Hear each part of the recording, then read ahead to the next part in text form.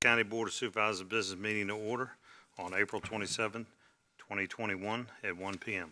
Mr. Stevens, would you call the roll, please, sir? Yes, sir. Ms. Sadler? Here. Mr. Eisenhower? Here. Ms. Larson? Here. Mr. McGlennon? Here. Mr. Hill? Here. All present. Thank you, sir. All right, I've received a request from the county administrator to add a presentation to the agenda entitled Owens, Illinois Glass for Good Program. May I have a motion to add that to the agenda? So moved. Would you call roll? Ms. Sadler? Aye. Mr. Eisenhower? Aye. Ms. Larson? Aye. Mr. McGlennon? Aye. Mr. Hill? Motion carries. Presentation. Our first one is Capital Trail Fitness Equipment Recognition. And Alex. Welcome, sir. Yes, sir. Okay. Good afternoon, Chairman Hipple and members of the board. My name is Alex Holloway, and I'm Operations Manager for James City County Parks and Recreation. I'm here today to share with you that James City County recently received from Eco Discovery Park founder and Spoken Art Provisions Company owner Steve Rose a generous donation of 3 outdoor multi-gym fitness stations.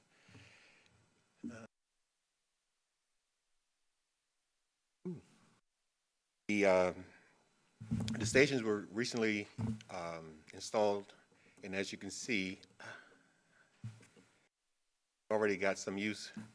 I was out there one day and I saw this gentleman. His name is Jake Gutchess, and he's actually is training to go to military basic training. He said he'll be out there every day until he leaves next month. Just to share with you the 3 locations. One is at the Virginia Capitol Trail Trailhead in James City County across from the Jamestown Settlement. The other is at the Green Springs Interpretive Trailhead parking lot behind Jamestown High School. The last one is on the Virginia Capitol Trail across from Spoken Art Provisions and Company on John Tyler Highway.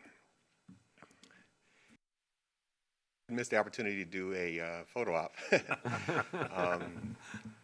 We have board member Larson there.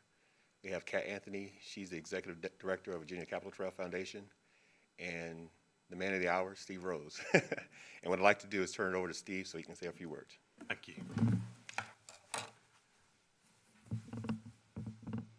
Welcome, Steve. Thank you. Thank you, Alex. So yeah, he's pretty much explained the concept of what we were doing here. So Eco Discovery Park, years ago, we had, as a nonprofit, we had about $35,000 left in that account, and we've been waiting to think of something that we could do that was along the mission of the Eco Discovery Park, which was basically have people spending time outside, learning about nature and that type of thing. So when we decided some exercise equipment might be good for the trail, having Spoken Art Provisions right there, what I'm trying to do is make the part of the trail that goes from Jamestown to sort of Charles City County Bridge right there, sort of the best it can be. So with all the amenities that we can have. So we have a 24-hour restroom on the side of Spoken Art. And so adding this equipment was another piece to that. So it was 3 or 4 months ago, talked to Mr. Carnifax and decided whether we could work with the county. The county, provided the space. We provided the equipment. We had the concrete pads poured, and we installed them just a few weeks ago. And so now we've turned those over to the county for them to take care of. And yeah, we can watch out of Spoken Art and watch people working on them just like Alex saw. So already they're being used. And I think with the whole pandemic and people wanting to be outside, this really kind of added a lot to the part of the trail for people to be able to exercise and work outside. So yeah, just want to thank you guys for that partnership, and we hope to, work with you guys on other ideas. Thank you. Thank you very much. Yes, If I could take a moment, Yes. I'd really like to lead a round of applause for Mr. Rose, because these are really neat pieces of equipment. I've used the one, I tried to use the one here, but I used the one over near Jamestown High School the other day after I walked the trail, and it gives you a good workout. And also I noticed that one, and I know that you had talked about us that day too, it's just a flat, so if somebody has a mobility issue, they can go right up onto the piece of equipment. Yep. But it's just really neat, and I really appreciate you doing this and wanting to contribute this. You've really made that corner come alive.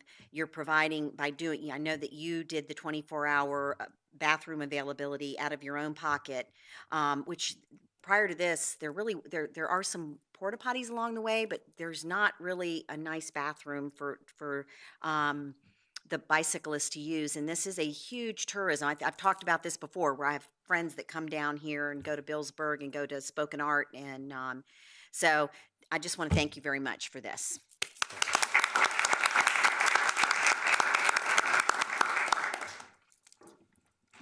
All right, number 2, Greater Williamsburg Trauma Enforcement Community Network Reliancy Week Proclamation. Rebecca, welcome. Hello, welcome everybody. Thank you for having me. So I'm Rebecca Vineyard. I'm the Director of Social Services for James City County. I'm also the current chair of our Greater Williamsburg Trauma Informed Community Network. And this network that we call TICN has been around since 2019. And it formed as a partnership between several public family-serving agencies and as well as some private organizations, some nonprofits in our area. And the goal is to support a more trauma-aware and resilient and compassionate community. So fast forward to today, as we all know, this past year has been a very trying time for everybody. But what it's taught us is that we're a very resilient community. So we are taking the opportunity to celebrate Resilience Week, which is something that started actually last year. And it was the first week of May last year, but because of everything going on with COVID, we didn't really have a good opportunity to do a lot of celebration of that. And so this year, we're going to be doing a lot more to be able to celebrate the resilience that our community has. And we have a lot of activities that are planned. So I do have a few people here who are with the county who have been helping with that process. So Barb Watson, who's the Assistant Director of James City County Social Services, she and I have been on the planning committee organizing a lot of wonderful events. Major Tony Dahlman from the police department is a very active member of our network, and Latara Rouse is also a member of our network as well. And so the events and things that we have planned, we have some virtual events. We're going to be kicking it off on Monday with Dr. Janice Underwood, who is the Chief Diversity, Equity, and Inclusion Officer for Governor Northam. And she's going to be talking about the importance of being resilient when it comes to diversity, equity, and inclusion. And then we've got some events that Parks and Recreation is going to be doing. They're going to be doing some yoga and some other mindfulness activities. Our library is going to be doing some coloring, as well as some other virtual events and some things that you can take advantage of. We're going to be doing some trainings so that people in our community, not just professionals, can learn just what it's all about. You know, I think if we are honest with ourselves, this has been a very traumatic event, COVID, for all of us. And so I think the more that we can be together, even if it's virtually, and build relationships and learn about the importance of resilience, I think we'll be a healthier community overall. So that's the point of the goal of the TICN in general, and a focus for next week. We just really want to highlight some opportunities for people to participate in that. So we do have a website. United Way Virginia Peninsula sponsors our website, and we have a Facebook page, and all of our events, as I said, a lot of them are virtual, so anybody can join. It's all free, and it's a huge range of events that hopefully anybody would be interested in. So I just wanted to appreciate the opportunity to bring the recognition to proclaim next week as Resilience Week. So if anybody has any questions.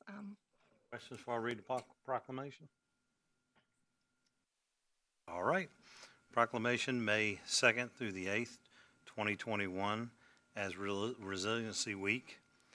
Hereby, all community members are vital to our local success, prosperity, and quality of life, and their experience and relationships are vital to forming a strong foundation for a healthy development.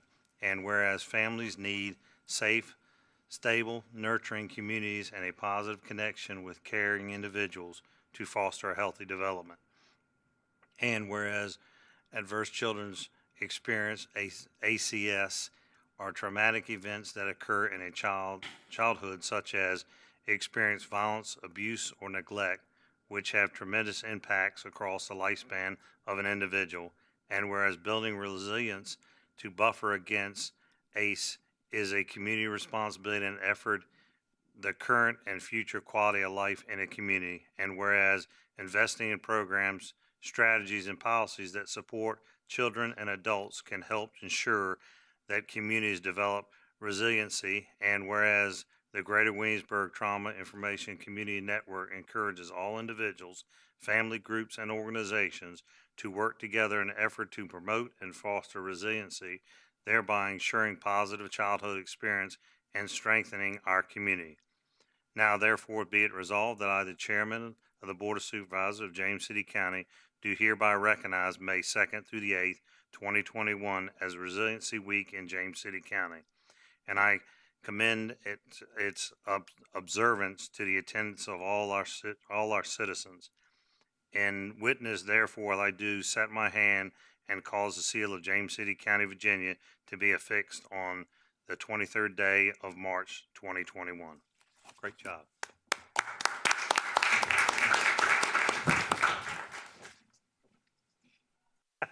Y'all have to come up.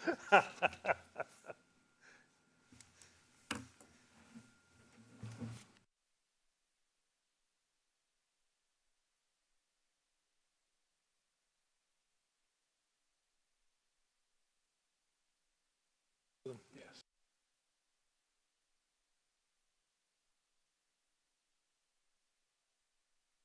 In there, I'll take one. How about-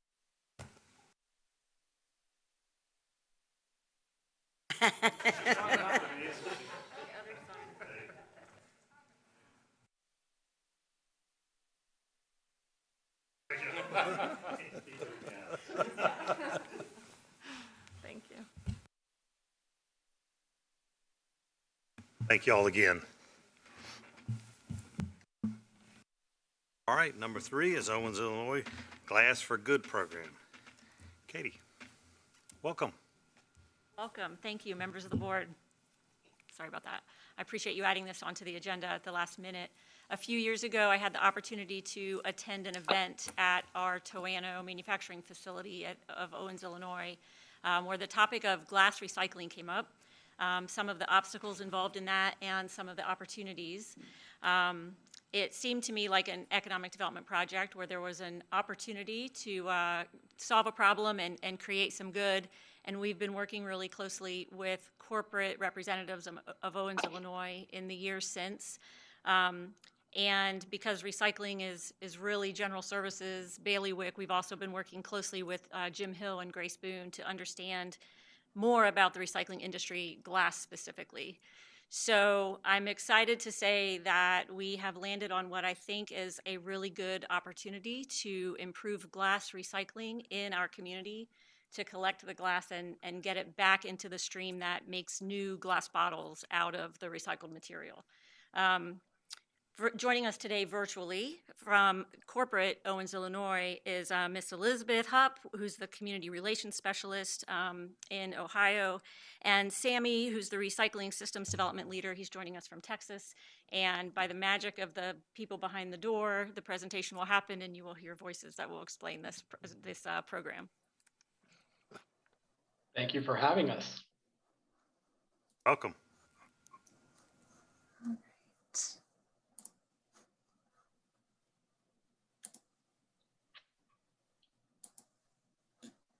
All right, are we good? Can everyone see that? Yes. Okay, wonderful. Hi, I'm Elizabeth, and this is Sammy, and we are going to talk to you really briefly about this Glass for Good program. Thank you so much for allowing us to join your meeting today and to talk about a program that we are really excited about and hope you will be as well. A little bit about OI. We are one of the leading producers of glass bottles and jars around the world. You might be familiar with our plant in Toano, where our top customers are Miller Coors, Yuengling, and ABI. Our vision is to be the most innovative, sustainable, and chosen supplier of glass.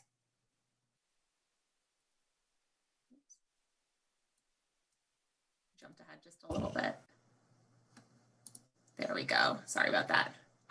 Glass for Good is a program that will not only allow us to achieve a majority of our sustainability goals. Sammy will touch on those in a couple slides.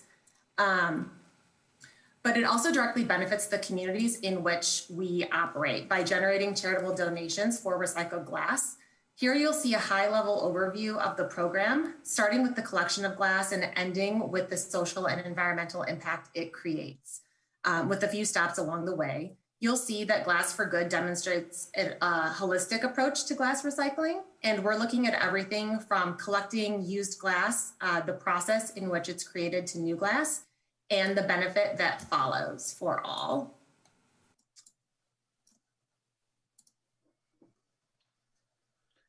Thanks, Elizabeth. So I'm going to talk a little bit of how this Glass for Good program works, and it's a simple concept. There's a lot of details that come behind, but just for the time's sake of the meeting, glass is going to be collected at designated county sites. That glass is going to be transported by James City to our plant, which we have built a bunker. We're in the process of building a bunker so we can store that collected glass. We're going to weigh that glass, and we're going to convert the pounds to a donation amount that then will benefit and socially impact the county. That glass that's stored in our bunker is then going to be cleaned and processed, and it's going to be transformed to new glass containers that are going to go to our regional consumers in the area. So at OI, we have very ambitious sustainability goals, like Elizabeth said. We want to be the most innovative and sustainable packaging company. We believe that making the progress on these goals begins in the communities we operate. We want to increase our recycled content, reduce our total energy consumption, reduce greenhouse emissions by cutting out our footprint, strive for zero waste in our organization and communities we operate, and most of all, positively impact our community. We believe that Glass for Good is a program that will help us continue to work towards our sustainability goals and help us get closer to them. Glass for Good will create a sustainable partnership with residents and county government. We believe that in order to create a sustainable long-term program, it must create value to all involved. Everyone needs to benefit. It will provide a service to the residents by having a place to recycle their glass and to know that their glass is being converted locally again into bottles, and that with that glass, they can also provide a social good to the community. It will provide educational opportunities and engagement on glass recycling and help debunk the myths that glass can't be recycled. Actually, glass is infinitely recycled, and we need as much as we can get in our Toronto plant. So this will benefit everybody. We're also excited about collaborating. Collaborating will allow OI and the county to share resources, which will provide savings to the county by decreasing hauling distances and processing fees. There will also be indirect and direct economic impact to the community. According to the EPA, for every 1,000 tons of glass that is recycled, about 1.17 jobs are created locally. We believe that local circularity and connecting the whole value chain provides the most impact economically and environmentally. And we believe this program will connect it all in a very positive and engaging way.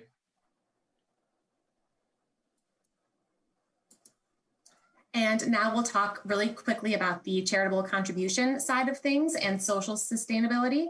At OI, we make glass. We know we can't pretend to be the experts in social services and community impact, which is why for this particular pilot program, we've reached out to the United Way of the Virginia Peninsula, who are the experts in this field.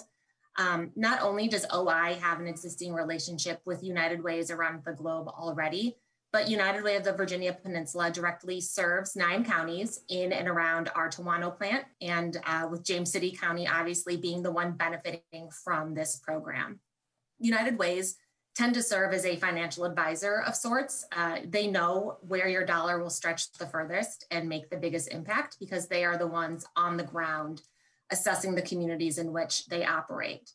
United Way of the Virginia Peninsula has over 40 partner agencies in the area with a huge focus on moving people out of poverty and providing financial stability, serving over 200,000 people last year who are considered asset limited, income constrained, but employed.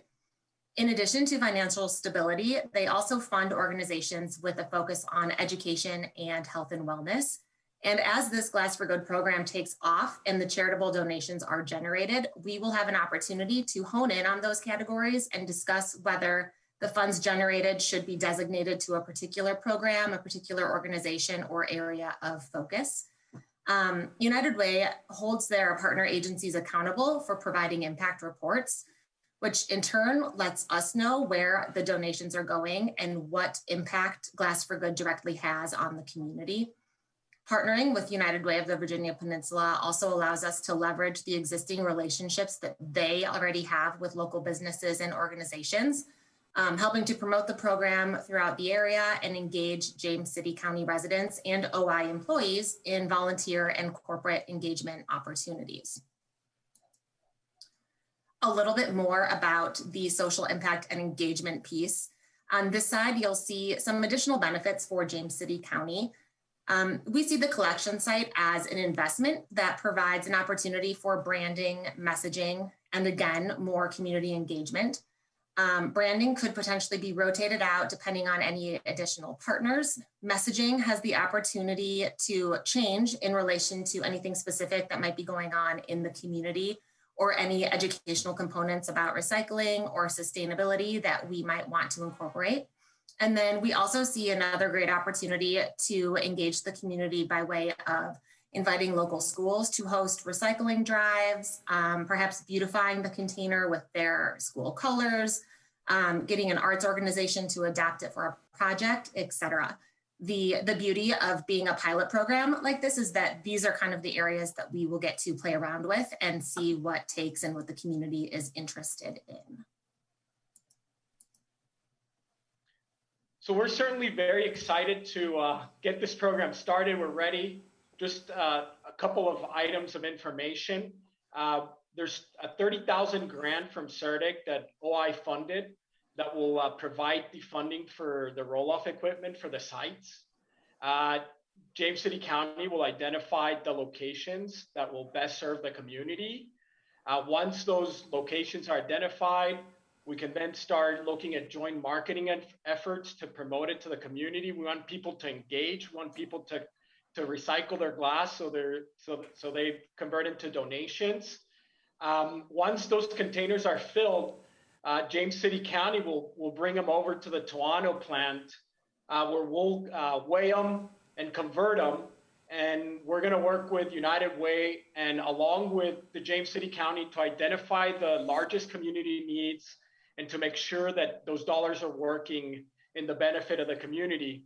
And the last thing is we want to make sure that there's impact reporting and there's visibility for the residents and everybody of how much glass is being collected, how many bottles are being made from this glass, how many meals, if it's going to go to serving meals or whatever social good we decide to go with. We want to see how we can connect all the pieces and show the wholesome circular approach to this program. Before we end, I just want to also take the time to acknowledge the county staff. Kate and the team have just been amazing working with us for this time. Collaborating with them, trying to bring this program to life has been a pleasure and really shows the dedication of your staff for their community and their commitment to the residents, because it's been just a pleasure working with them. Now we have some time for some Q&A, and here's our contact information. If anybody wants to email us with questions, we're happy to field them, and hopefully we can get it started as soon as possible. Sounds great. Thank you, Elizabeth and Sammy. Do any of the board members have any questions while they're on the phone? I don't have a question, but I do have a comment. I think I was on that same tour with you. Was that for Manufacturing Day that we went up to OI? And I do recall that there was a lot of discussion about recycling of the glass. So it just brings me a lot of joy to know that you've taken the initiative to work with our very talented economic development team. They always provide us with fantastic news about different projects and solutions and things to better the county. So I just want to take the opportunity, especially since this is in my district. I'm very proud to say that I've been there. I've been on the tour there. It's fascinating. It just was a fascinating tour. I can't thank you enough for doing what you're doing here locally, and I appreciate the initiative that you all have taken to implement this program. So I look forward to great success with this, and I know Chris and his team at Economic Development will keep us updated on how we're progressing with it. So just thank you all very much. We appreciate it. Thank you. I just wanted to add my congratulations on this new program. I was there with Kate the day that this tour was done, and it was very clear from the briefing that we received from your plant managers and all the folks involved at the Toano plant that they really were committed to finding ways to deal with increasing recycling opportunities. You know, it can be very frustrating at times, and I know there were issues that had to be resolved there, but I'm glad that you took your frustration and turned it into persistence to accomplish this objective rather than getting disillusioned. So thank you very much for making this project a reality in James City. Absolutely. Thank you. So I'm glad to see this as well. I at one point, living around the United States, we lived in Michigan, where if you bought something that was in glass, you paid, I think it was a beverage, you paid 5 cents or something like that as a deposit. And then when we went back to the grocery store the next week, we had to go to the back of the store and take all of our glass, and you got the money back, which I'm sure, or a piece of the money anyway. And so when we first started talking about recycling and the cost that was going to be happening here, I was very frustrated I'm frustrated the Commonwealth doesn't do something on a larger scale. So I appreciate that you all are doing this. I guess some of my questions are more logistic in that how we're going to promote it and get people to buy into it. I think it's really neat that we're doing that we're benefiting some organizations that could really use additional funds, and I hope that will compel people to really become part of this program and be able to make a charitable donation with just what staples that you would buy, pasta sauce that you would buy in the grocery store and that you'd have to have anyway. So I guess my questions are more, what are we going to do as a county to try to?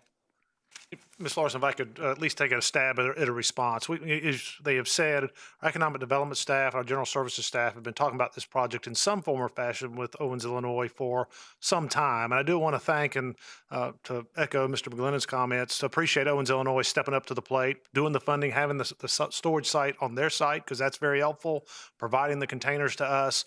We will work together with Owens, Illinois to develop a marketing campaign, because the intent was to make sure you were aware of this before we started pushing it out. But they're ready to get started, meeting with you and making sure the board was on board with it. We will turn a plan that we will bring back to you and talk about how we're pushing this out. The intent will be to have these dumpsters in our convenience center site, so places that our residents currently are able to go. There'll be glass-only dumpsters when they're full. We'll carry them to Owens, Illinois, deposit the glass there. They'll take it from there. We'll bring the canister back.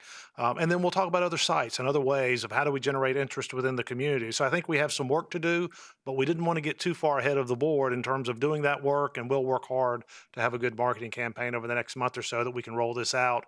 They had hoped as early as summertime, so we'll see if we can make a July timeframe. That's at least their hope and ours to get to that point as well. Thank you. Absolutely. The others? I want to thank y'all, and I have a family member that works over at OI and been there for 30-some years. So, y'all have got a great group over there in Toano, and we think the world of Owens, Illinois here in the community, and love for y'all to stay and continue growing and doing anything you can. We appreciate you starting this program and helping us with this. This is going to be an outstanding program for our community, and thank you very much for all your dedication. Thank you. For having us. Looking forward to working with the community. Thank you.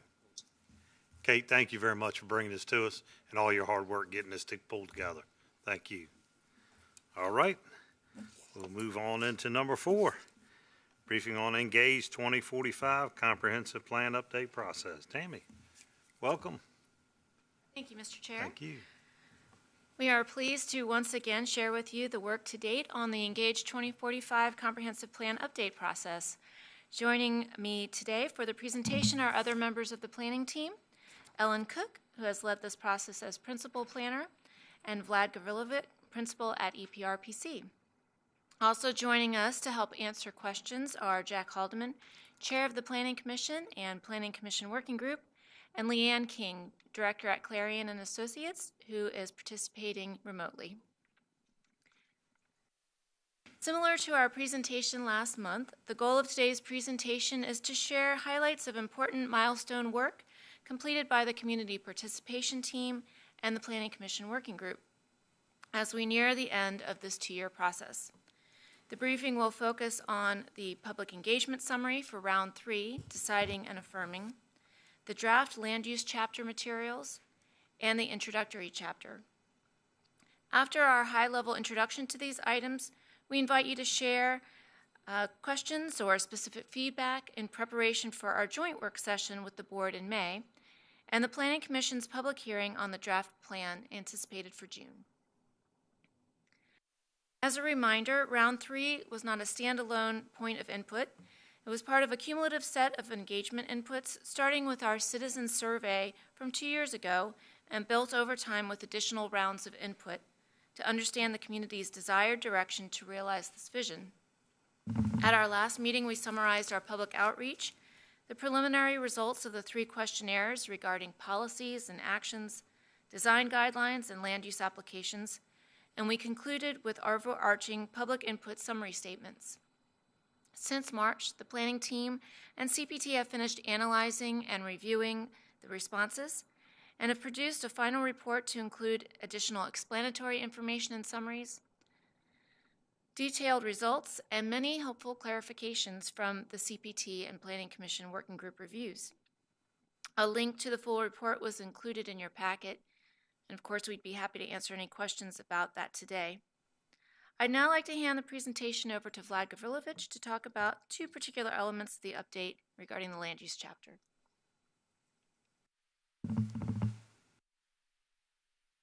Thank you, Tammy. Mr. Chair, members of the board, Vlad Gavrilovic with EPRPC in Charlottesville, part of the consultant team.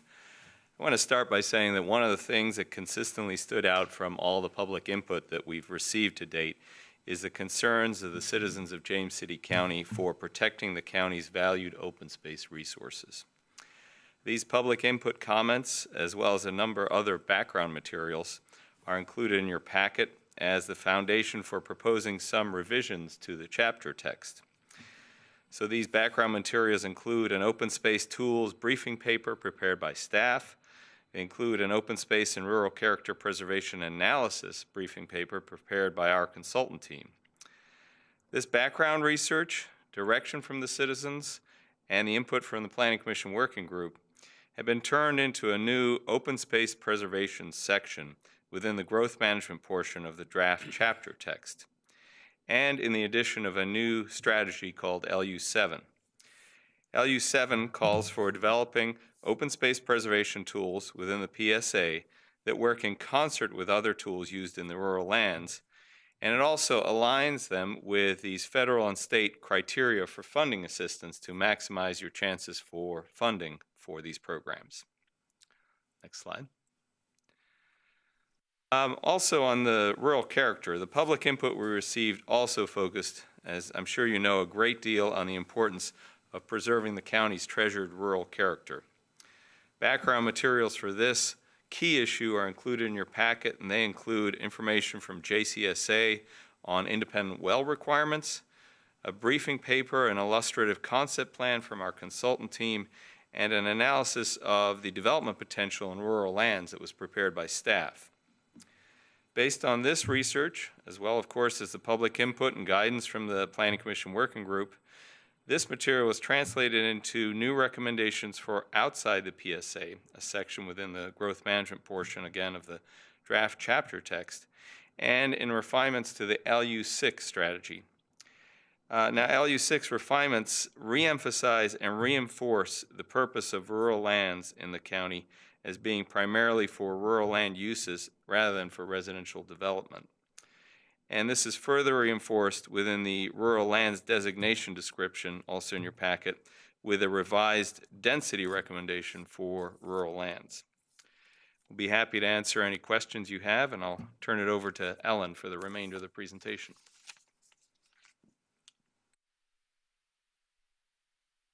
Thank you, Vlad. In addition to the items Vlad went through, there are two other larger changes to the land use chapter. You could go to the next slide. Which were to include information from the Joint Base Langley-Eustis Joint Land Use Study and to include information and guidance on short-term rentals. Both of these subjects also relate to new actions in the GSAs. Other significant GSA considerations are listed here, including solar and wind energy ordinances, development of sub-area or corridor master plans for strategic areas, and continuing to calculate the cost of new development and exploring impact fees. Next slide. The next portion of the presentation highlights components of the future land use map, including the land use designation descriptions and the land use applications. Starting with the designation descriptions, this slide lists high-level updates to various designations. The first bullet shown here, rural lands, has already been covered by Vlad. For economic opportunity, revisions were made in the wording regarding the master planning process, which would provide flexibility for the county to take a lead role. For moderate density residential, the language has been revised to have 2 levels of potential density. The higher level of density would be based on meeting certain locational criteria. For the mixed-use designation, there are a number of items outlined in the memo. In brief, this designation is also split into 2 levels, but is split based on the type of mixed-use place rather than solely locational criteria. For example, Norge is classified as Level 1 Rural Village Center, while Newtown is classified as Level 2 Medium Town or Suburban Center. The 2 levels have distinct recommended land allocations and recommended density and intensity recommendations. Each mixed-use area, whether it be Norge, Newtown, or any of the others, still also has an individual description with additional considerations and guidance. Finally, the designation descriptions have been updated to coordinate and reduce overlap with the new character design guidelines and to add development concept illustrations. Next slide. Among the comprehensive plan materials provided with today's packet was a brief cover memo describing the land use application review process and staff reports for each of the 27 applications considered by the Planning Commission Working Group in March. Please note that the memo provides links to public comments submitted through the Land Use Map questionnaire in the 3rd round of public engagement, as well as a link to other public correspondence that was received separately. 3 of the applications reviewed were submitted by property owners, with 2 recommended for approval and 1 recommended for denial, as shown here. The full details are included in the staff reports for each. 9 of the applications reviewed were initiated by the county. These were primarily of a housekeeping nature or to reflect past board decisions. All 9 applications were recommended for approval. Again, the full details are included in the staff reports for each. Next slide, please. 15 of the applications were considerations from the Planning Commission Working Group, with many of them originating from the scenario modeling process and possibilities shown in the alternative future model, also referred to as Scenario B. 5 of the applications were recommended for approval, and 1 application was partially recommended for approval for a portion of the parcels involved. After consideration of the case information and public comment, the PCWG did not recommend approval of 9 of the applications. One note, for a number of the applications in all 3 of the categories we just discussed that are designated mixed use is that the PCWG has asked staff to bring back revisions to the individual area descriptions, and we will be doing that at a future meeting. Please refer to the staff reports for the full details of these as well. Staff requests the board's review of the applications and appreciates hearing from the board by May 17th regarding any applications the members wish to specifically discuss at the joint work session in May, or any other items not included in the current applications that relate to drafting the future land use map. Next slide, please. Also included in the board's packet was the draft introduction chapter. This chapter includes the revised vision statement and a high-level summary of the public engagement process. This chapter has been reviewed by the CPT and PCWG and is still in the process of being revised to incorporate their feedback. Next slide, please. As we also discussed last month, in May, a joint work session with the Planning Commission Working Group is planned. This May meeting will be an important time for staff and the working group to receive final guidance on the materials presented last month and this month, and to ensure there are no significant items of concern remaining in the materials or with proposed new land use policy. We look forward to receiving the board's thoughts and questions on today's packet materials. We will be glad to answer any initial questions you may have at this time, and we thank you for your time and guidance. Thank you. Questions? I've got one. Alan, can you just explain to me what the process will be now in terms of the land use proposals that have been voted on by the working group, in particular the ones which they initiated and then denied? They would still all move forward, all 27 of them, for you all to consider as well, going forward at that joint work session, and then also to the Planning Commission public hearing and the board public hearing. Okay. It's my understanding that, because I went through all 27 of these in very careful detail the other day. It took me about 5 hours. And there are about 5 or 6 that I have concerns about, where I may disagree with how the working group voted or whatever. But I think what we have is we have about a month between now and the time we have the joint session that those of us on the board can talk amongst ourselves one-on-one about these specific, any specific area that there's concern. And I think Mr. Holt would really appreciate the opportunity to get a consensus or feel of the board where there might be a difference between what has been presented to us as, the current approved status, so that they have a chance to adapt that prior to the joint working session. I know I will go around specifically if there's one in somebody's district, I'll come talk to that particular, board member and see if they share our concern. If they don't, if I'm just the minor one, that's fine. But if we have concerns on the part of more than a couple of us, I think that's staff deserves to hear that long before we get to the next work session meeting a month from now. But I will tell you that it was some very thorough work. A lot of work went into this. And I for the most part, aside from a few where I have some concerns, I thought it was an excellent approach. So if I may, to your point, Mr. Eisenhower, Mr. Holt, is there a way to alleviate us having to do these deep dives hour upon hour? Is there a more concise way that these particular items can be brought to us with pros, cons, a simpler way perhaps to say for us to evaluate each of these items? Yes, I think that would be very fine. As we mentioned before, we've had 27 Planning Commission working group meetings, I think, and trying to consolidate all that down for you, given the breadth of the information and the depth of the scope with which we've approached this comprehensive plan, which, as you remember, also have layered in 2 or 3 strategic plan operating initiatives, like doing the comprehensive fiscal analysis, the transportation modeling. Yeah, it's sort of all in there. So it is a lot to digest. So as Mr. Eisenhower referenced, staff is certainly available as much as you need between now and that May work session.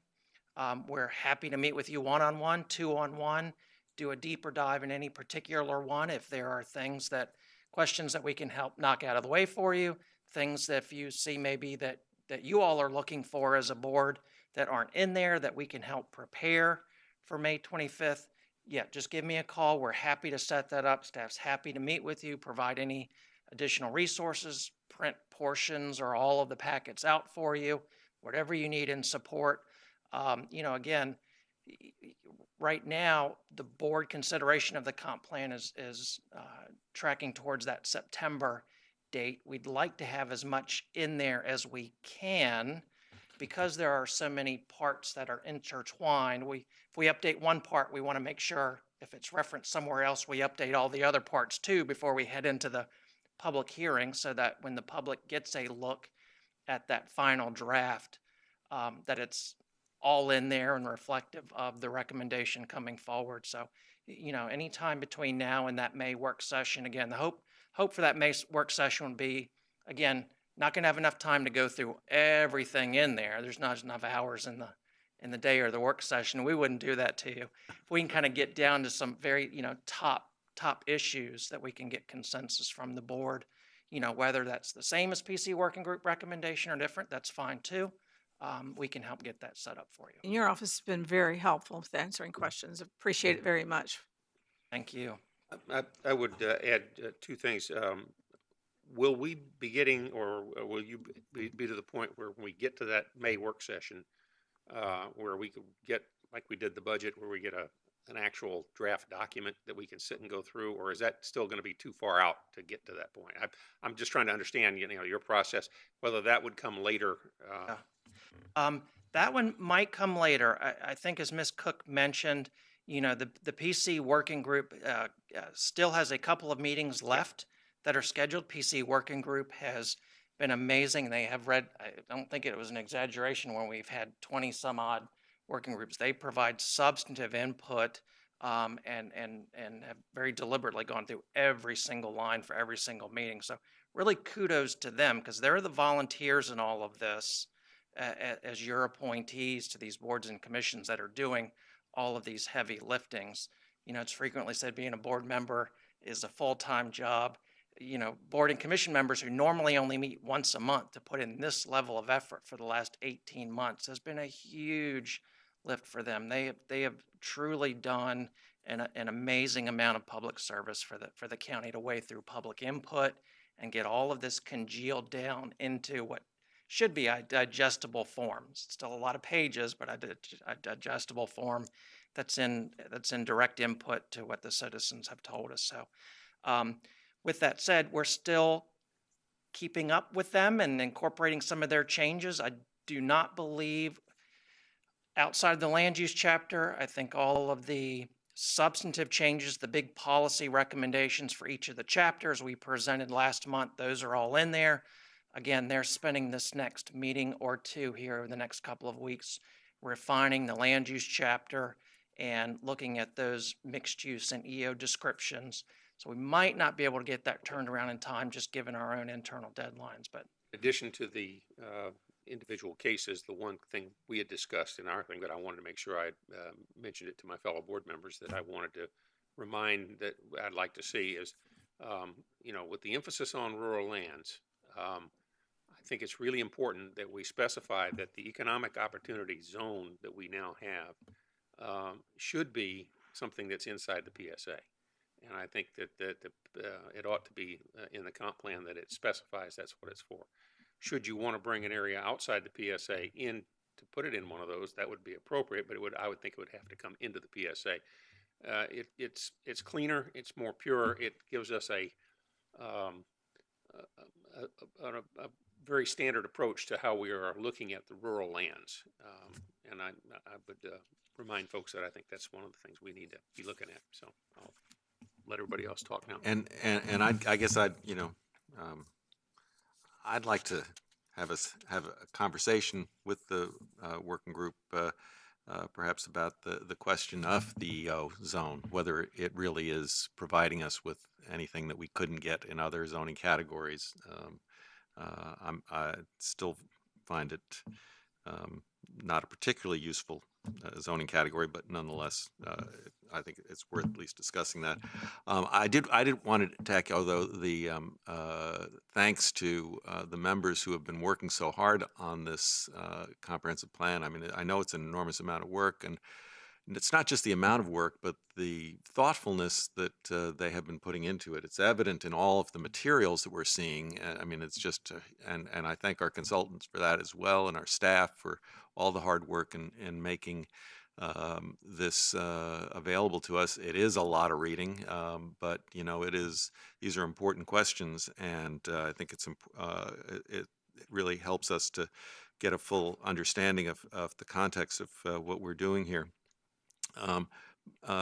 But I did have the opportunity to watch a couple of the land use discussions as well. I just found them to be thoughtful, and that the members, even though they were meeting by Zoom, you know, able to engage fully with each other over important concerns related to those land use issues. So I thank them. I know that there are members here, and I'm sure there's some watching. We really appreciate all of the hard work that you've put in. I did want to highlight a couple of overall themes that just sort of leaped out at me as I was reading through the materials that I hope the board will see as reasons for us to be giving some serious thought to this now, because there are inherent contradictions in them. I would point out that there is broad support for more affordable housing, but not much interest in providing the mechanisms which would allow it to occur. And so, you know, that's something that we're going to have to wrestle with. It's clear that the public does not want to expand the PSA. And I know that the initial report was basically saying, and the trade-off would be, you know, if you don't expand the PSA, do you allow more infill and more density within the PSA? And I think the answer that the public gave to that was no, that you certainly don't increase the density in the PSA. You don't necessarily encourage infill, and you may want to reduce density. So, you know, that's, again, a kind of inherent contradiction that we need to be thinking about. I mean, I think that it is an important consideration.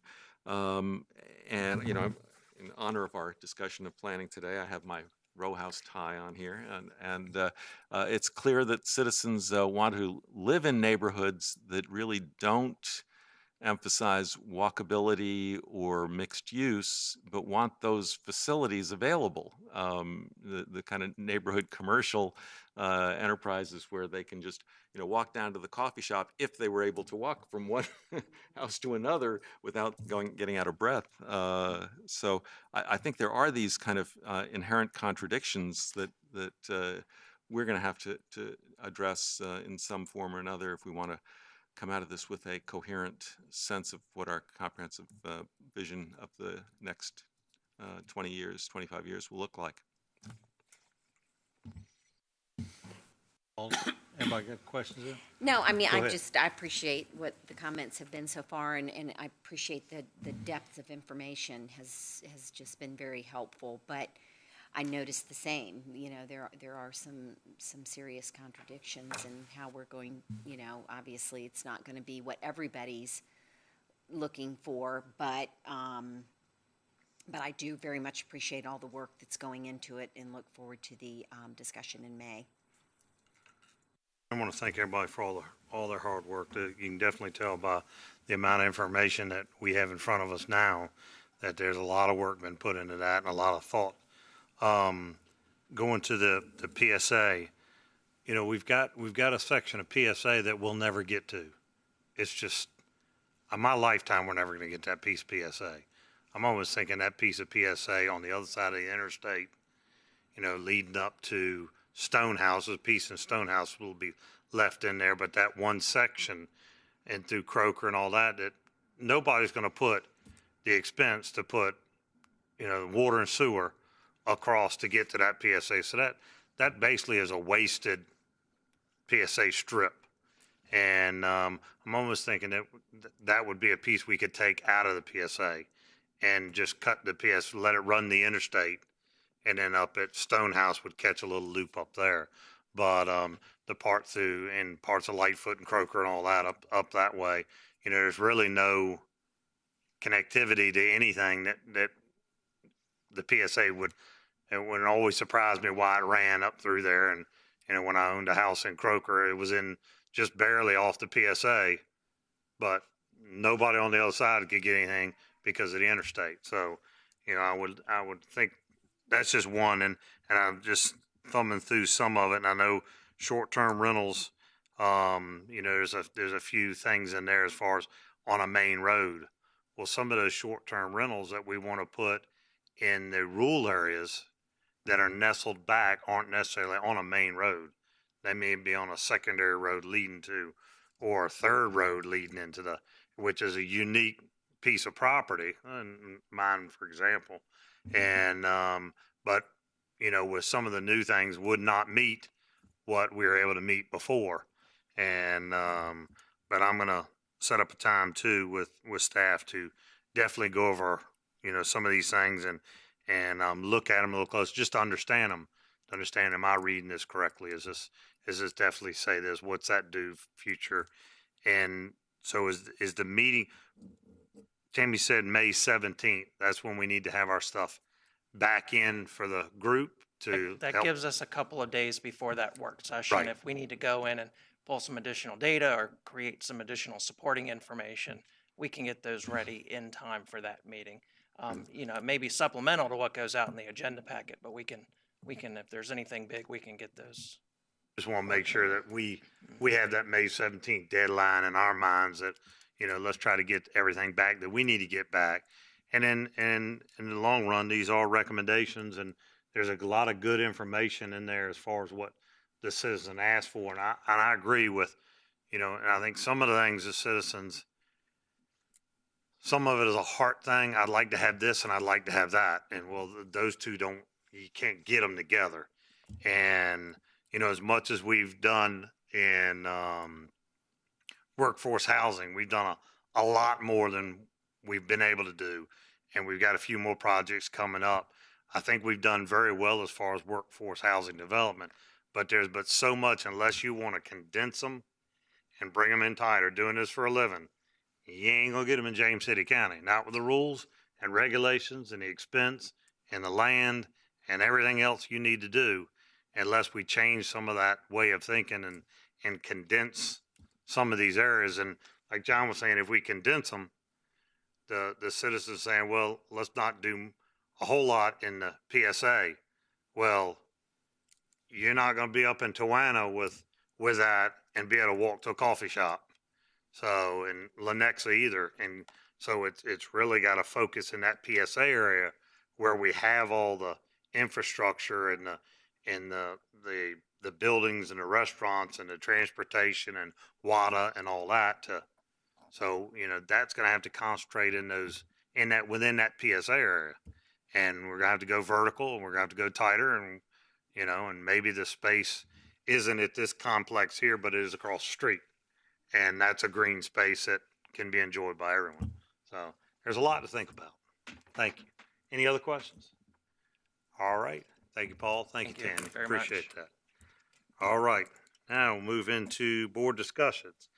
First on there is the P&R Master Plan update. Alistair, thank you, sir.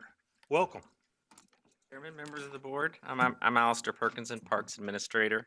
I'm really excited to share with you our progress on several park master plan updates. So our department has a goal to update all of our park master plans every 10 years. So similar to the template that we started with the Shaping Our Shores plan, we're working on 2 to 3 parks every year. So this year, our group has been working on Upper County Park, the James City County Recreation Center Park, and the War Hill Sports Complex. So similar to Shaping Our Shores, we formed an interdepartmental team, members from the parks, community centers, and rec services divisions within our department, but then also folks in planning, capital projects, and stormwater and resource protection were on that team too, to kind of look at it from all angles. And we really, these 3 parks were kind of unique because they're all a little bit different. So we took a little bit of a different strategy on each one, but the main goal was to identify those amenities that we think are needed in these parks, that the community needs that have been identified in our Parks and Rec master plan, and also look at some of the things that are maybe represented on some of the older master plans that aren't needed. So with that in mind, I was going to go through each map. See if I can start with Upper County Park, if I could.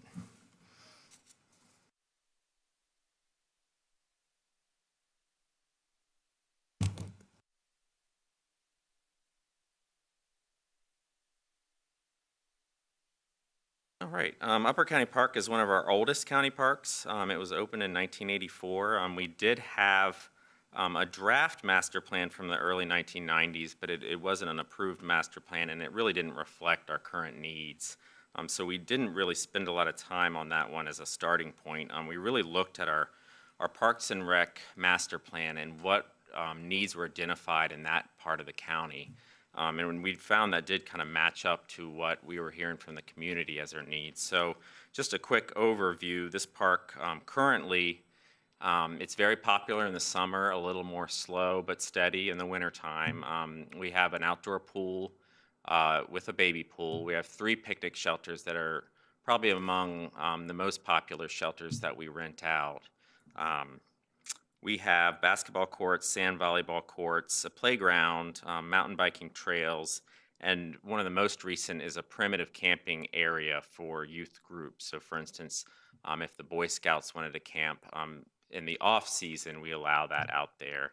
No amenities, it's leave no trace style camping. So what our team is recommending is the possibility of covering or enclosing the swimming pool to promote year-round use, the replacement of the toddler pool with a splash pad, a half-mile paved multi-use trail, a community gymnasium with indoor courts and a fitness area. The best comparison there is almost similar to the amenities we offer at Abram Frink, but on this end of the county. A potential another court, either pickleball or tennis. A fenced off-leash dog area, an area for archery for our programs, and a park maintenance storage area, and then of course some increased parking to support those amenities. So that's where we are now with this park. I did want to kind of open that up for discussion if we want to go park by park or wait till the end, but are there any thoughts there? Let's go park by park. Okay, great. Okay, so, oh, Go is it ahead. okay? Thanks. The covering of the swimming pool, Yes. would this be with heating and air and climate controlled? Yeah, and those, what we were thinking and the way that kind of originated is one of our swim groups did approach us at one time, inquiring about maybe if an outside group, one of our partner groups would, perhaps a bubble like they had at Eastern State at that pool there. And I believe maybe it's at Kingswood Pool now. Or there are more permanent type of solutions, where you'd actually build a structure over top of it to enclose it. So we didn't really drill down too much in the details of that, but the idea would be it would have to have some sort of climate control in order for people to swim in it in the wintertime. And why that pool as opposed to it's like Chickahominy, Riverfront Park, et cetera? Yeah, so this pool is a 25-meter pool. Chickahominy, all of our other pools, so really Chickahominy is the only other one, is kind of an odd shape, so you can't have any sort of swim practice or put swim lanes, lap lanes in it.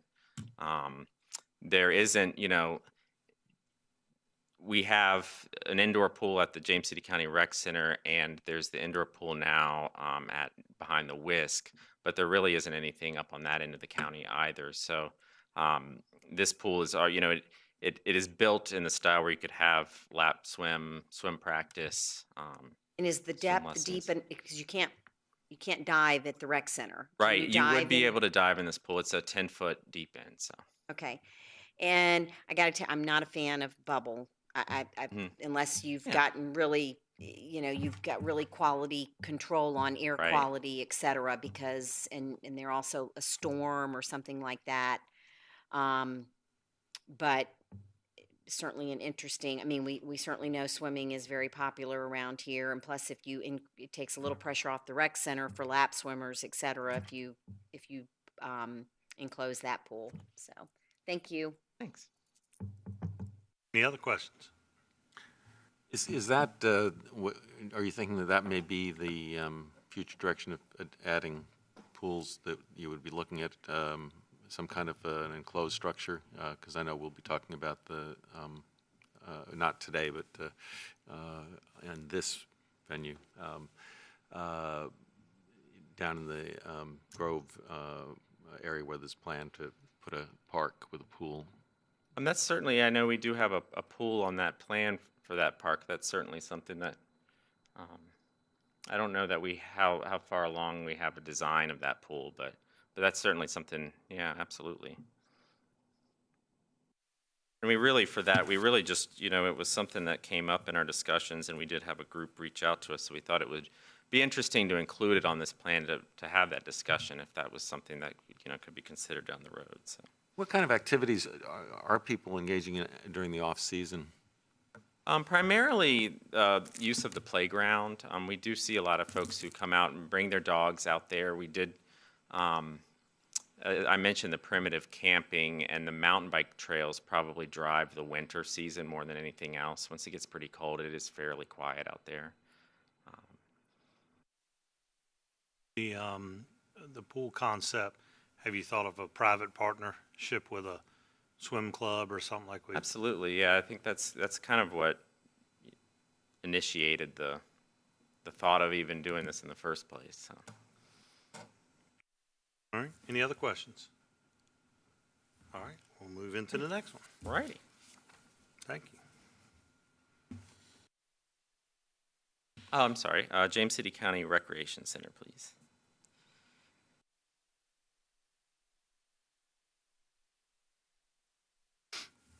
So in looking at this site, the big thing here is, if you notice that parcel on the left there was the former site of a JCSA water tower.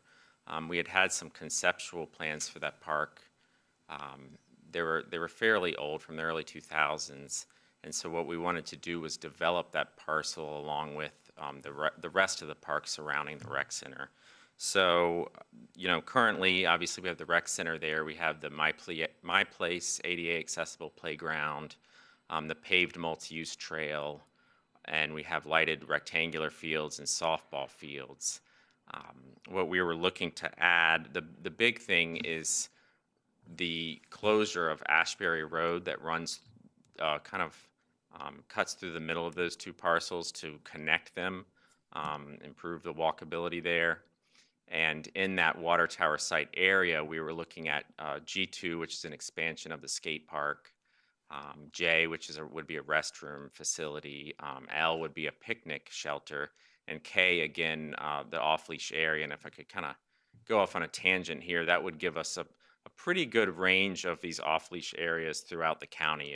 At Upper County, James City County Recreation Center, Veterans Park, and Jamestown Beach down the road, we think that would be a good kind of even spread across the county there for those. On the existing side, we also have expansion of the rec center at I, and we have restroom concession facilities to serve those ball fields, the other J there.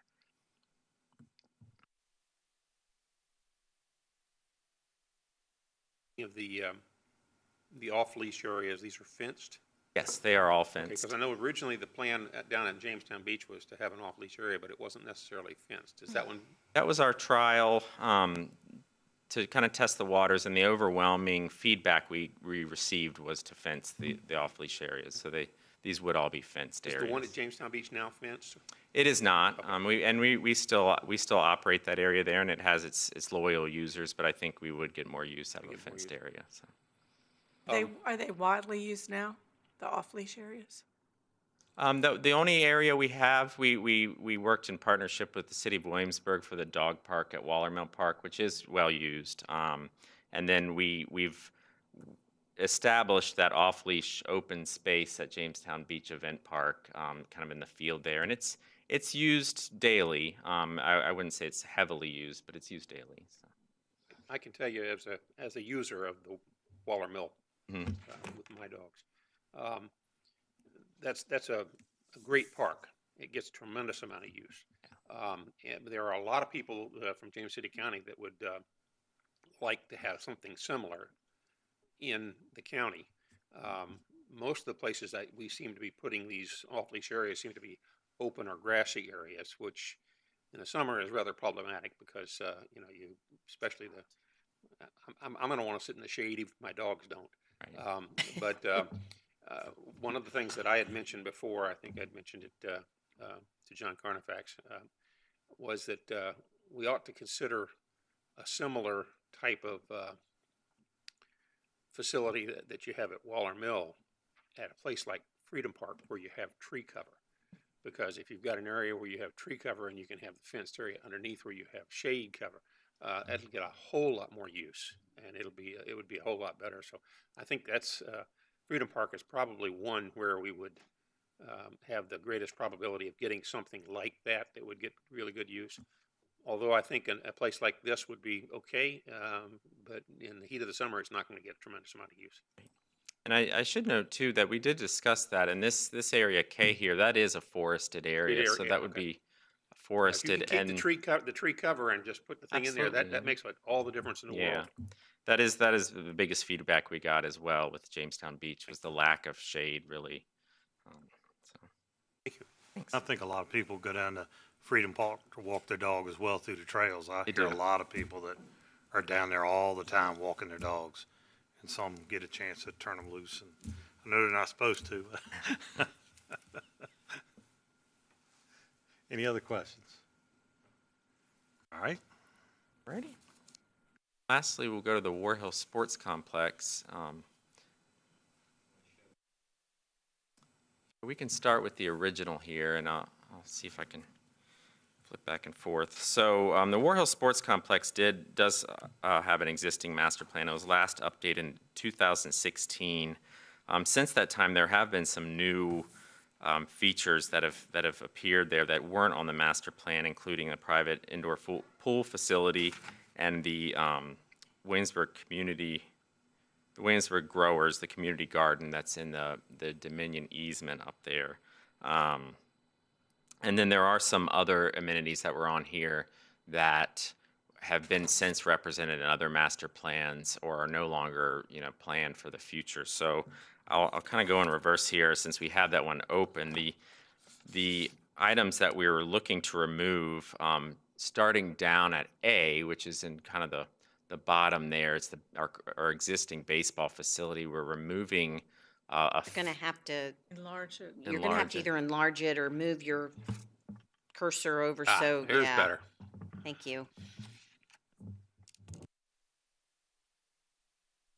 Section A is our existing baseball facility, and you can see there was a proposed fifth field there. We would propose to remove that field and expand the parking for that Section A. And then across the street in Section B, that softball complex would be 4 fields, but it would be 2 full-size baseball fields with the 90-foot base paths and 2 smaller fields that could be used for softball or the Little League-sized baseball fields. And we would really look at synthetic turf, and the more multi-purpose those fields could be, the better. So if we, whether there's some adjustable fence designs, mounds, those sorts of things we look into to kind of cover as many groups as possible. To back myself up, I got ahead of myself a little bit. To back myself up, the one different direction we took with this is we partner with 23 sports organizations that we have facility use agreements with that use everything from our fields to our courts. During our annual meeting with them, we reviewed this existing master plan and received their feedback on their needs and thoughts regarding this plan. So that weighed heavily into a lot of our decisions here. Up in E and F those were proposed multi-use fields. We've reduced that number from 10 fields down to 4 fields. Part of the reasoning there is we already struggle somewhat with the traffic in and out of that park, and the team felt that adding that many amenities that we would have some trouble supporting that. Even if we had the parking to support it, the traffic flow in and out of that park could be problematic. So we also removed the proposed indoor sports facility, which was up near the top there. Which one is that? That was to be a field house? That's G2. No, so it was not. We removed the BMX park, which was Q. And we removed the running center, which was AA, which was represented on the Jamestown Beach Event Park Master Plan. And so, John, if you don't mind flipping to the new plan. So are you talking about the indoor over at the Whisk? You talking about the? No, this was a separate. Okay, that's one of the facility. make sure. So what we added to the plan was first we wanted to pick up some of those items that already exist. So as you can see, G2 there is the pool facility. The community garden is I, that's up above the stadium and the easement there. And we also, our existing grounds maintenance facility wasn't represented. That's O there. We wanted to put that on there. And then we made some other adjustments as well. So I already mentioned B, and that's kind of the layout we put there where the softball complex was with the two smaller fields and the two larger fields. That was one of the biggest items of feedback we received from our baseball groups is they're all kind of competing for the one full-size field between the school, between Lafayette and our partner groups. That one gets a lot of use, so we wanted to get some more of those in there. We added a baseball stadium facility right across from our existing stadium facility. We redesigned the connector road between Long Hill Road and Opportunity Way. So if you're familiar with that, it was a service road that is open for through traffic. It wasn't designed as such, so we tried to look at a way to kind of route that traffic around and out of the middle of the park. And obviously in the construction phase design a road that would be more, that could handle that kind of traffic. Will it still be used for through traffic? Because I use it daily. Yes, it would be. Yes, so the idea was to adjust that alignment there. So, will those speed bumps be a little less cumbersome? I'm not trying to sure. be kind. There would definitely be some sort of traffic calming measures on it, I'm sure. So. Or just something to control those speeding grandmothers, right? Yeah. Well, yeah, sometimes you do what you got to do.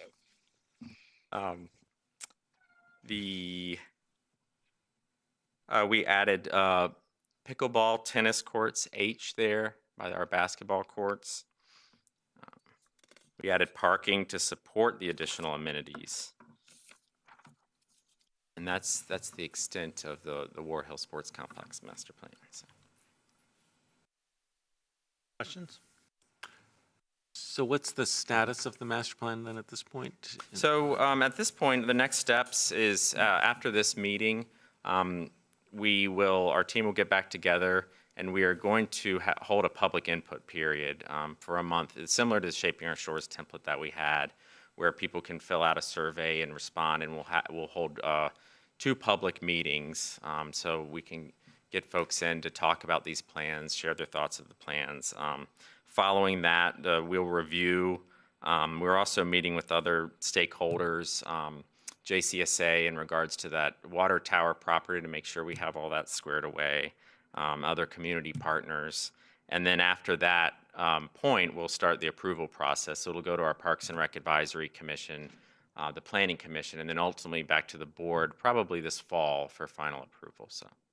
So with things like the dog park, for example, over at the rec center, is that open to everyone in the community, or do you have to be a member of the rec center to use those sorts of things? It would be open to everyone in the community. So all of those outdoor facilities are similar to all of our other parks where they're open.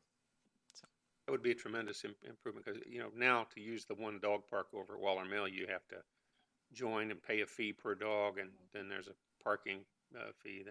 So it would give wider access to folks who might not be able to afford that. Encourage that if we can do it.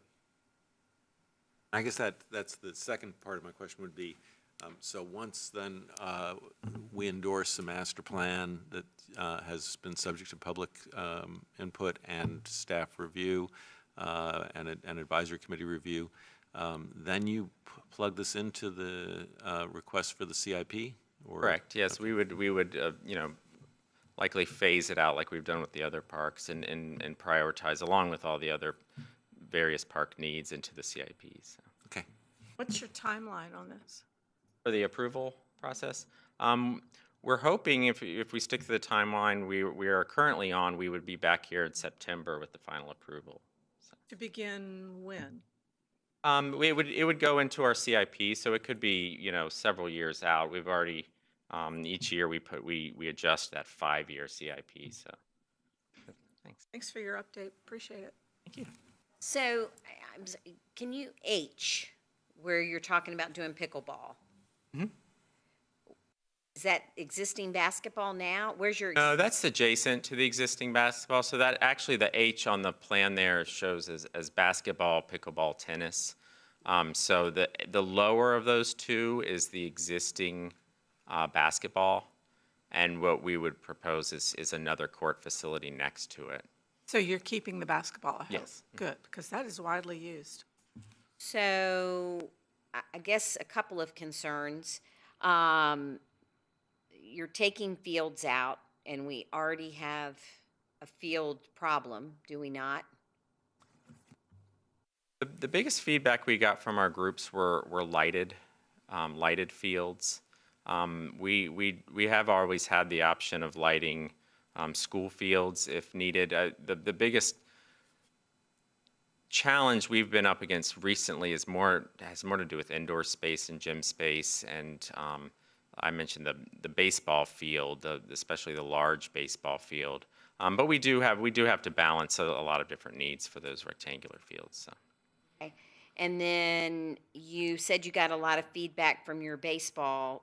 What were softball people included in this as well? They were, and we do have a growing contingent of. There's a senior softball league who currently they're using Williamsburg fields, but they've gone back and forth. They've used our fields as well, and they are growing fairly quickly. And we do recognize that.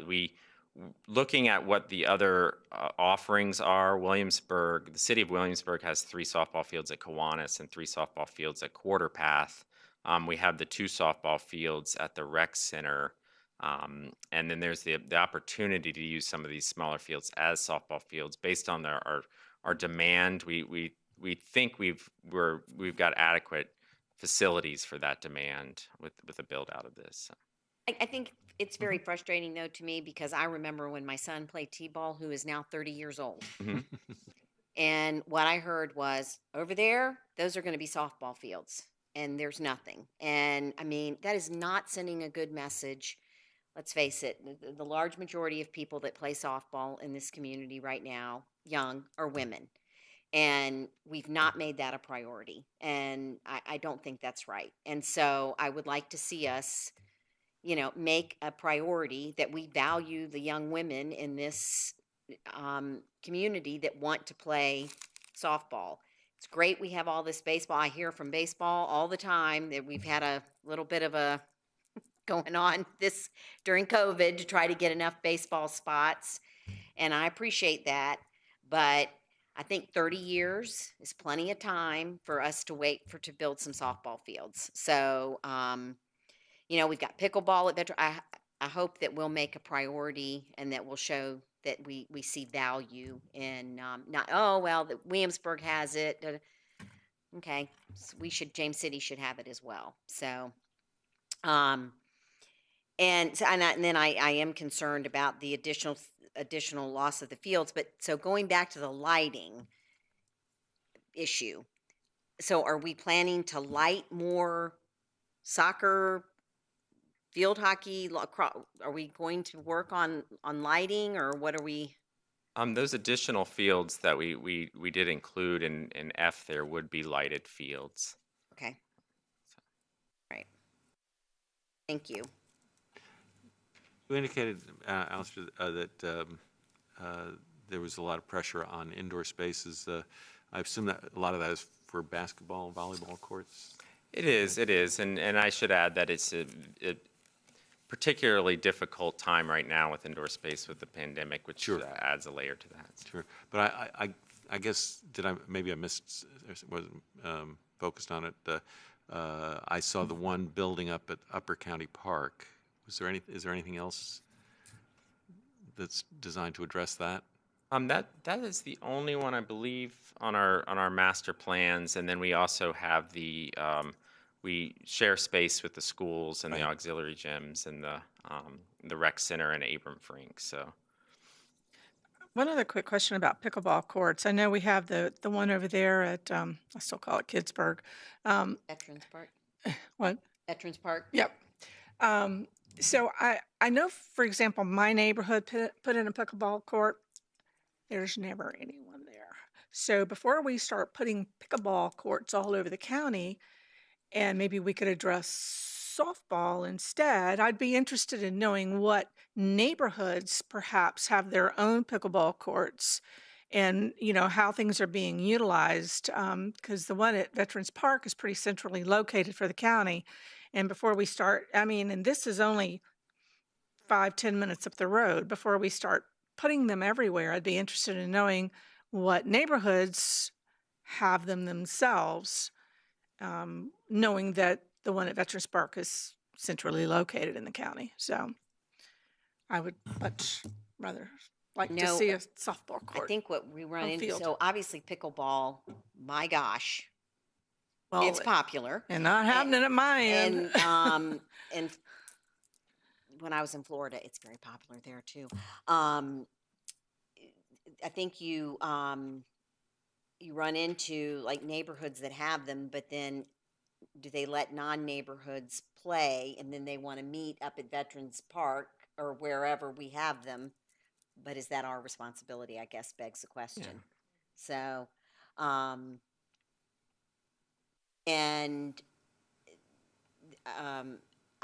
am curious, even pre-pandemic, and you don't have to, I'm not asking you to know it off the top of your head, but I'm curious as to what was the demand. Were we able to answer the demand for the indoor space prior to the pandemic?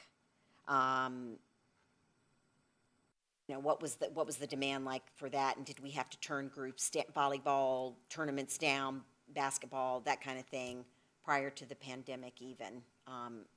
So to know as we come out of the pandemic, what are we looking at for the kind of squeeze on indoor space as well? Right.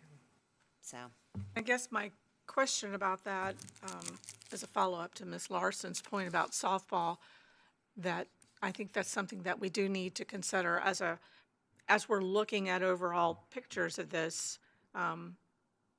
That to me would be a little bit more of a priority than adding yet more pickleball courts, but that's just me. You can tell who runs the kids back and forth to Parks and Rec all day, based on all of our questions. Any other questions? Alistair, it sounds like to me that one of our big issues would be caring about our young ladies that are playing softball and trying to incorporate a field somewhere in here that would accommodate that. Maybe one of the fields would be, a softball field. That's what I'm hearing from the board members, and I think that would go a long way as far as adding one field. Maybe it's a multi-use field. Use it for both, but if they want to schedule a softball time or something, and it could be set up as softball. So if you look into that for us, we very much appreciate it. Thank you for your presentation. Thank you. Thanks. Thank you. All right, number 2 is to FY 2021 fiscal update, FY 2022 budget work sessions. Sharon, welcome.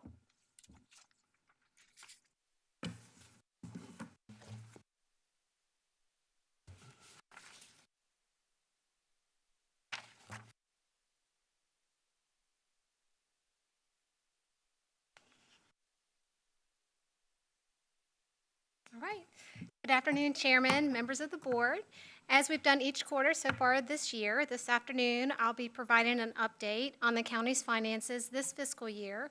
It will be a cumulative financial update, so it'll include the results through the third quarter of fiscal year 21, which covers the period of July 2020 through March 31st, 2021.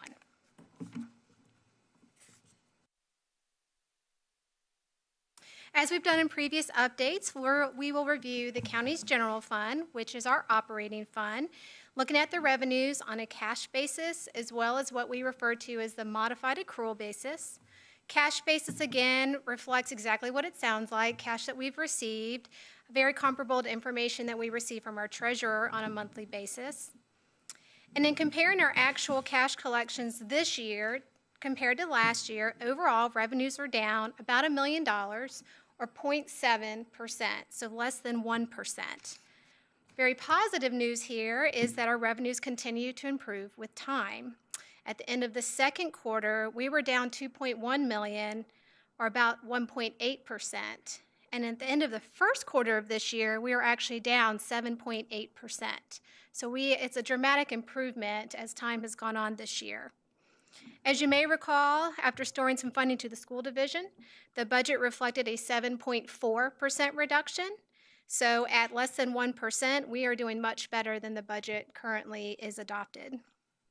Showing revenues again in a different way, the figures on the accrual basis start with the cash figures, and again, we back out the receipts this year that pertained to last year. And the reason we do that is ultimately those are the figures that will be audited and that gets closed into our unassigned fund balance. We also get different results when we look at it two different ways. While we're down about 0.7% on the cash basis, we're doing even better on the accrual basis. We're down about 0.1% from last year. And again, the biggest contributors to the revenue declines, just as we've seen in previous quarters, are the other local taxes, what we refer to as our tourism-related revenues, as well as our charges for services, where we collect a fee for certain programs that we provide. We are going to take a deeper dive into those two areas specifically. I did want to mention on the charges for services, most of the decline there is related to our Parks and Rec programs. And again, that was directly related to COVID-19, primarily restrictions to our rec center, our facility rentals, before and after programs, our day camps, items of that nature. Because of COVID-19, we were restricted for social distancing. We had to limit our number of social gatherings, and the schools were in a virtual environment, so they really weren't utilizing our before and after care programs. This revenue loss for Parks and Rec, again, is largely offset by expenditure savings on the Parks and Rec side as well. So this slide here really presents the same information, just in a graph format. And again, if you look at the other local taxes and the charges for services, you'll see there that's where we're taking our biggest hits. So we'll focus on that next. On our other local taxes, we refer to this as our excise taxes. Again, these are all tourism-related revenues. And just keep in mind that our sales tax, both types of the sales tax that we collect, we do receive that 2 months in arrears from the state. And for our lodging and meals taxes, because that's collected here locally, we report that 1 month in arrears. So again, we're 9 months into this year, but for sales tax, we only have 7 months of activity. And for the lodging and meals tax, we really only have 8 months. Based on the actual cash figures, we're seeing improvements. We're trending better than we were at the end of the first quarter, where we were down 32%. At the end of the second quarter, we were down 25%. And as you can see now, we're down under 20%. So we are continuing to improve. We're also trending better than budget in 3 of those 4 areas. Sales tax is down about 6% cumulatively. The budget included a 38% reduction. The historic 1% sales tax is down 11%. We budgeted a 39% decrease. And lodging tax is down 44%, and we budgeted about a 49% decrease. Meals tax is the one exception. We are currently down about 37%. We budgeted a 10% decrease. From a dollar perspective, in those 4 areas, overall, we are still projecting that we will do better overall in this category by about $2 million. It's also important to note that the prior year figures through March of 2020 really didn't reflect much of the impact from COVID-19 because it was really mid-March last year when the pandemic began to surface in our area. And again, these revenues are collected in arrears. So we didn't start seeing the impact until April or March. So my next update to you for the 4th quarter of the last fiscal year is when we'll really see the impact when we compare this year to last year, and we'll have a better gauge on how we're doing. Based on the rate of vaccinations and also the governor continuing to ease certain restrictions, we do remain cautiously optimistic that we will see an improvement for the final quarter of this fiscal year compared to last year.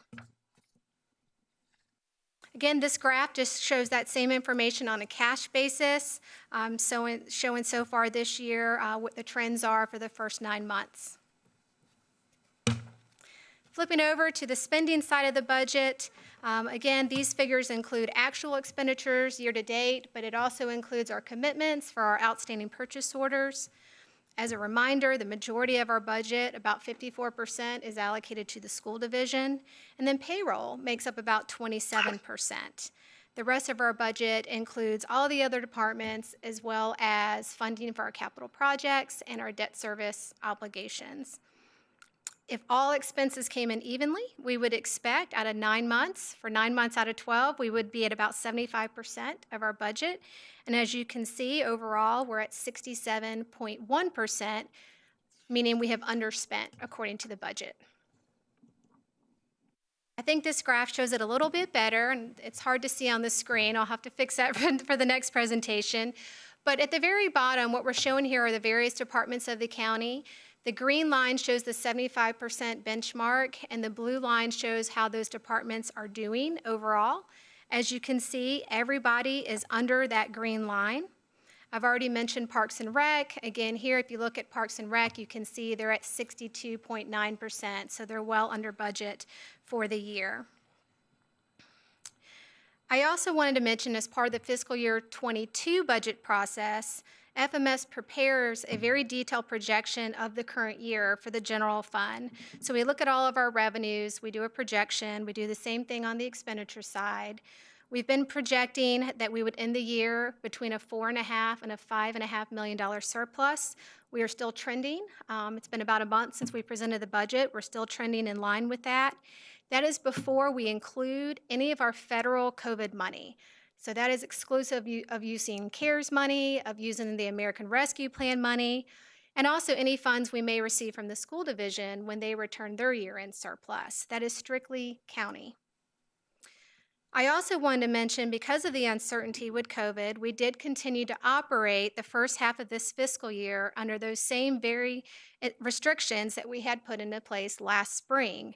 We did begin easing some of the internal restrictions in January of 2021, and given that we're not back to normal activity, we plan to continue the remaining restrictions at least through the end of this fiscal year, and with close monitoring of our finances and making any adjustments as we may deem as necessary.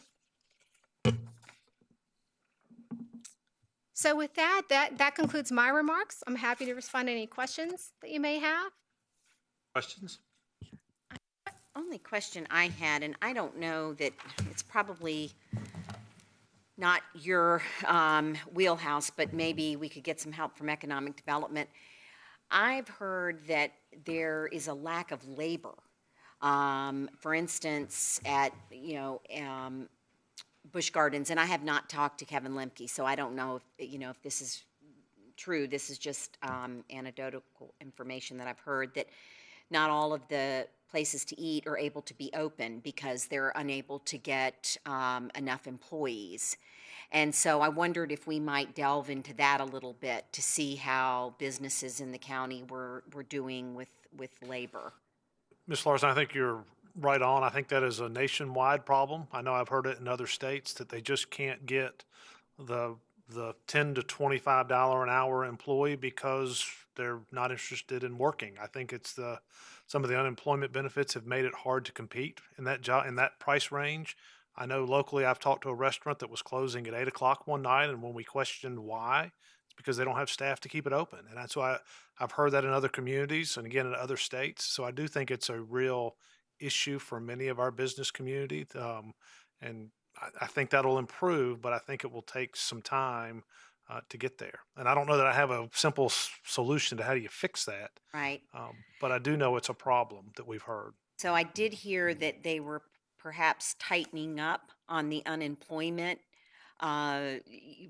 reporting, so to speak, but I haven't really gotten a grasp on how, for instance, I can speak to the hotel industry a little bit in that, we will have interviews lined up for 4 people and 1 will come. And I don't know who you in turn report that to. Sharon Day did not come for her interview. I mean, that just seems like a lot of, so is Sharon Day just self-reporting and saying, yes, I went to Ruth Larson and interviewed with her about being a front desk clerk?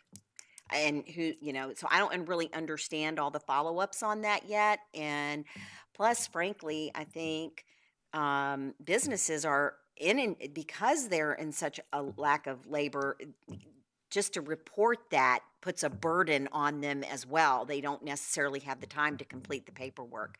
So if there's any way that we could just get a little bit more information on that, I think it would be useful. I do appreciate very much these updates. I also appreciate that we're looking like we're in a little better shape than we thought we might be. Places seem to be steady. And getting busier. I know I've been out in James City, the city of Williamsburg, York, and it does seem to be picking up. And I saw several groups on Sunday. I was out walking. I saw several groups. So maybe this summer will look a little bit better than we had anticipated. So thank you. If I could just ask a quick question, the American Recovery money, the $14.8 million, do we know yet? I appreciate you sending that NACO slideshow out, and I remember noting on in that presentation that it said that it was pretty open to what we could use it for, minus lobbying efforts, which whatever. But anyway, with that said, if we have $14.8 million. Do we know yet how, if there are limitations, what have you found out about that? How is it allocated? When would we be receiving it? That is a perfect segue to my next presentation, which is on CARES and the American Rescue Plan specifically. Okay. Great. So as part of the proposed budget, the public hearing back on April 13th, the board did request an update on the COVID-19 federal funding. So this afternoon, we'll present details on the 2 most significant funding sources, commonly referred to as CARES and the American Rescue Plan. The Assistant Director of FMS, Cheryl Cochet, is dialed in remotely, and she and I will tag team this presentation. Thank you, Sharon, and good afternoon, everyone. As mentioned, I'm Cheryl Cochet, the Assistant Director of FMS, and to start off, we'll go through funding received under the Coronavirus Aid, Relief, and Economic Security Act, better known as the CARES Act. Now, the CARES Act was approved by Congress and signed into law in March 2020, and the first distributions of funding from this act were provided in the months that followed. Under CARES, a $150 billion coronavirus relief fund was established to support state and local governments. Funds were distributed to states and local governments with populations of higher than 500,000 directly, and then states provided distributions to localities with populations under 500,000 allocated based on population. Through the Coronavirus Relief Fund, James City County received a total allocation of $13.35 million. This was received in 2 equal installments of roughly $6.7 million each, and that happened in June and August of 2020. The first installment was obligated entirely in FY 2020. The second installment is being spent over FY 2021 and FY 2022 for eligible expenditures. The U.S. Treasury Department has defined eligible expenditures under CARES as those that are necessary due to COVID, not included in a budget adopted prior to the pandemic, and incurred during the time period from March 1, 2020 through December 31, 2021. Now, this next slide shows the CARES Act expenditures incurred by the county through March 31, 2021. As of that date, the county had utilized roughly $9.6 million of this funding, leaving an amount remaining of $3.7 million. Now, the largest portion of this, of the county's expenditures involved our payroll, and that was at about $4.23 million. This include the cost for the presumptive clause for public safety personnel expenses, our COVID-19 related sick leave and other support provided to staff, as well as payroll costs for those positions that were substantially diverted due to COVID. Additional costs of $2.28 million went to health and safety measures, and those included social distancing measures, the waiver of convenience fees, cleaning and disinfecting county facilities, as well as air filters, ionizers, and other equipment to help mitigate the spread of the virus. $1.87 million went to distance learning. This included $1.75 million to the WJCC School Division for laptops and other remote learning costs. And also over $118,000 went to United Way's Regional Care and Supervision for School-Aged Children program. There was also $500,000 that went to business assistance, and this was the funding allocated to the Virginia 30-Day Fund that provided $3,000 grants to qualifying businesses. In addition, there was $330,000 that was provided to housing, food, and other support programs, primarily to nonprofits that help our community. And rounding out the county's CARES Act expenditures, there were $255,000 that went to PP&E purchases that did not qualify for FEMA reimbursement, and $190,000 that went towards teleworking and remote communication costs. Now, I'll note here that county staff has worked diligently to ensure that our direct expenditures have qualified for CARES Act funding, and we've worked with our subrecipients, those that we've given funding to make sure that they are also following CARES Act requirements. Lastly, I wanted to mention that the county has received CARES Act funding in addition to the $13.4 million received through the Coronavirus Relief Fund. This additional support has included over $315,000 for municipal utility relief, and that provided support to JCSA customers dealing with delinquent bills due to COVID. The county has also received over $96,000 for the HUD Housing Choice Voucher Assistance Program for their coronavirus-related costs. In addition, over $88,000 has been received for a broadband expansion program, which provided funding to help give internet access to those households with school-age children that do not otherwise have internet access. And lastly, the county received over $69,000 towards the 2020 election. And this specifically went to costs related to mitigating the spread of the virus during the 2020 election. With that, we've gone through the summary of CARES Act funding received by the county. So I'll now turn the presentation back over to Sharon to cover what comes next in terms of federal relief. Thank you, Cheryl. Any questions on CARES before we move forward? You accounted for 9.6 of the 13.3. You said 3.7. How long do we have to allocate that or turn it back? Currently, the deadline is through December 31st, 2021. Okay, is it likely that we will be able to utilize that, or is it likely we're going to have to give some of it back? We will utilize every dollar, absolutely. Okay. You got the right answer. Okay, I'm going to present the information, what we know as of today, on the American Rescue Plan Act. So the American Rescue Plan Act was approved by Congress on March the 10th, 2021.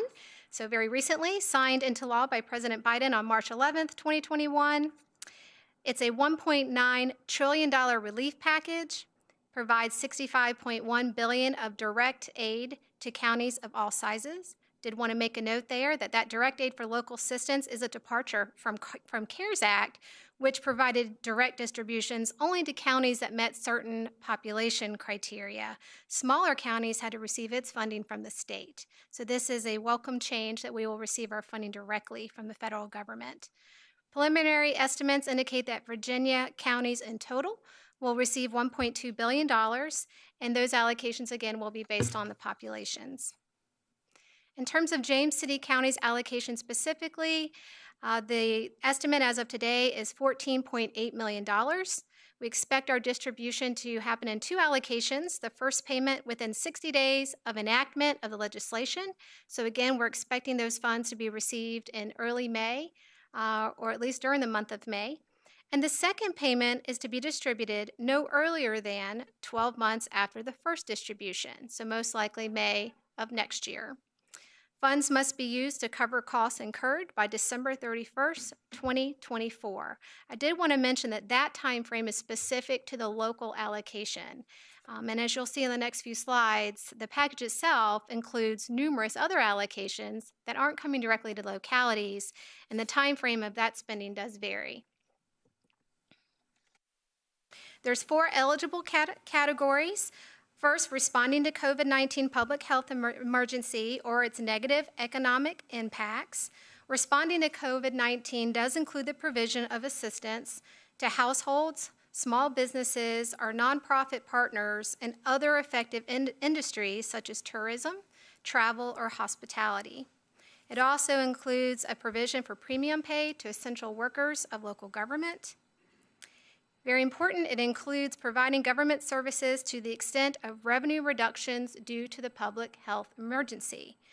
Basically what that means is we can use some of this funding for revenue replacement relative to the revenues that we collected in the most recent full fiscal year prior to the emergency. So for us, that would be fiscal year 2019. And also making necessary investments in water, sewer, or broadband infrastructure. It's unclear at this point whether we'll be able to utilize that $14.8 million for any of those categories to the extent that we see fit, or if the allocation will come to us in buckets, meaning this much can be used for revenue replacement, this much can be used for broadband. We believe at this time it will be $14.8 million for any of these 4 categories. I also just wanted to briefly go over other provisions that are included in the American Rescue Plan. As you'll see here, there's 13 or 14 other categories of funding that's included in the overall $1.9 trillion package. For education, there's funding to assist homeless children and youth. The remainder will be allocated based on Title I allocations. There is a requirement that the state's share of that must be allocated to the local education agencies at least 90%. And that'll be based also on Title I allocations. The state must allocate those fundings to the local agencies within 60 days of receiving its money. The local agencies are to reserve at least 20% of those funds to address learning loss through the implementation of evidence-based interventions, such as summer learning or other after-school related programs. Funds can also be used by local school divisions for a long list of purposes, including facility repairs, improvements, reduce the risk of virus transmission, and projects to improve indoor air quality. The local agency receiving the funds must make available on its website its plan for the safe return to in-person instruction and continuity of services. That is a requirement in order to receive their funding. On the capital side, the Act provides funding for capital projects, enabling work, education, health monitoring. Each state will receive a minimum of $100 million. Again, there's still not clear guidance on how that information may be distributed to locality, if it'll be application-based, or if there'll be some other mechanism to distribute funding to localities, or if localities will even be eligible for it. In terms of broadband, there's money for a new emergency connectivity fund to reimburse elementary and secondary schools and libraries for eligible equipment, which includes hotspots, routers, modems, and advanced telecommunication and information services. For paid leave, this primarily extends the paid tax credits for employer-provided paid sick and family leave. What's important about this to us is it now allows state and local governments to qualify for those payroll tax credits. That was not allowed under the previous legislation. In terms of nutrition, there's enhancements provided to benefits, primarily the SNAP program. Child care and early childhood development provides assistance for preschool grants, provides assistance for child care and development, provides assistance to healthcare workers, provides funds for eligible childcare providers and the uses of the funds, including personnel, rent, PP&E, sanitation, and mental health. And it provides additional funding to Head Start. For public health, it provides funding for vaccinations, for the research, development, manufacturing, production, and purchase of vaccines, FDA for review and approval of vaccinations, and overall oversight of the supply chain of the vaccinations. It directs the implementation of national evidence-based strategy for testing, contact testing, surveillance, and mitigation. For behavioral health, it provides funding for community mental health services, substance abuse prevention, and treatment as a result of the pandemic. For utility assistance, this is for the Low-Income Home Energy Assistant Program. And again, it's here to assist the low-income households to help pay for a portion of their income related to drinking water. Funds are provided to owners and operators of the public water systems and treatment facilities. For rental assistance and housing, this is more of Rebecca's area in social services, but these funds can be used for rent and arrears, utilities, home energy costs. Also provides support for stable housing, affordable housing, eviction prevention purposes, emergency housing vouchers, homelessness assistance, and supportive services. For transportation, it provides assistance of public transit agencies such as WADA. It would include payroll, operating costs, in order to maintain the service level that they previously had experienced, even with the loss of revenue. For economic development, it's used to provide assistance to states and communities that have suffered economic injury as a result of a job or a GDP loss in travel, tourism, and outdoor recreation. And then finally, assistance to businesses and individuals. This is what most people seem to care about. It does provide assistance for recovery rebate on your 2021 taxes, about $1,400 per taxpayer and $1,400 for each additional dependent. It also provides payments to certain very small businesses that have suffered significant economic losses. That is a mouthful. This is an 800-page document, so I tried to do my best to summarize the high-level information. Again, I did want to reiterate that the time period for these varies. I didn't provide that detail because it's a lot of information. Some of them are a few months, and some of them go all the way out to that December 31st, 2024 timeframe.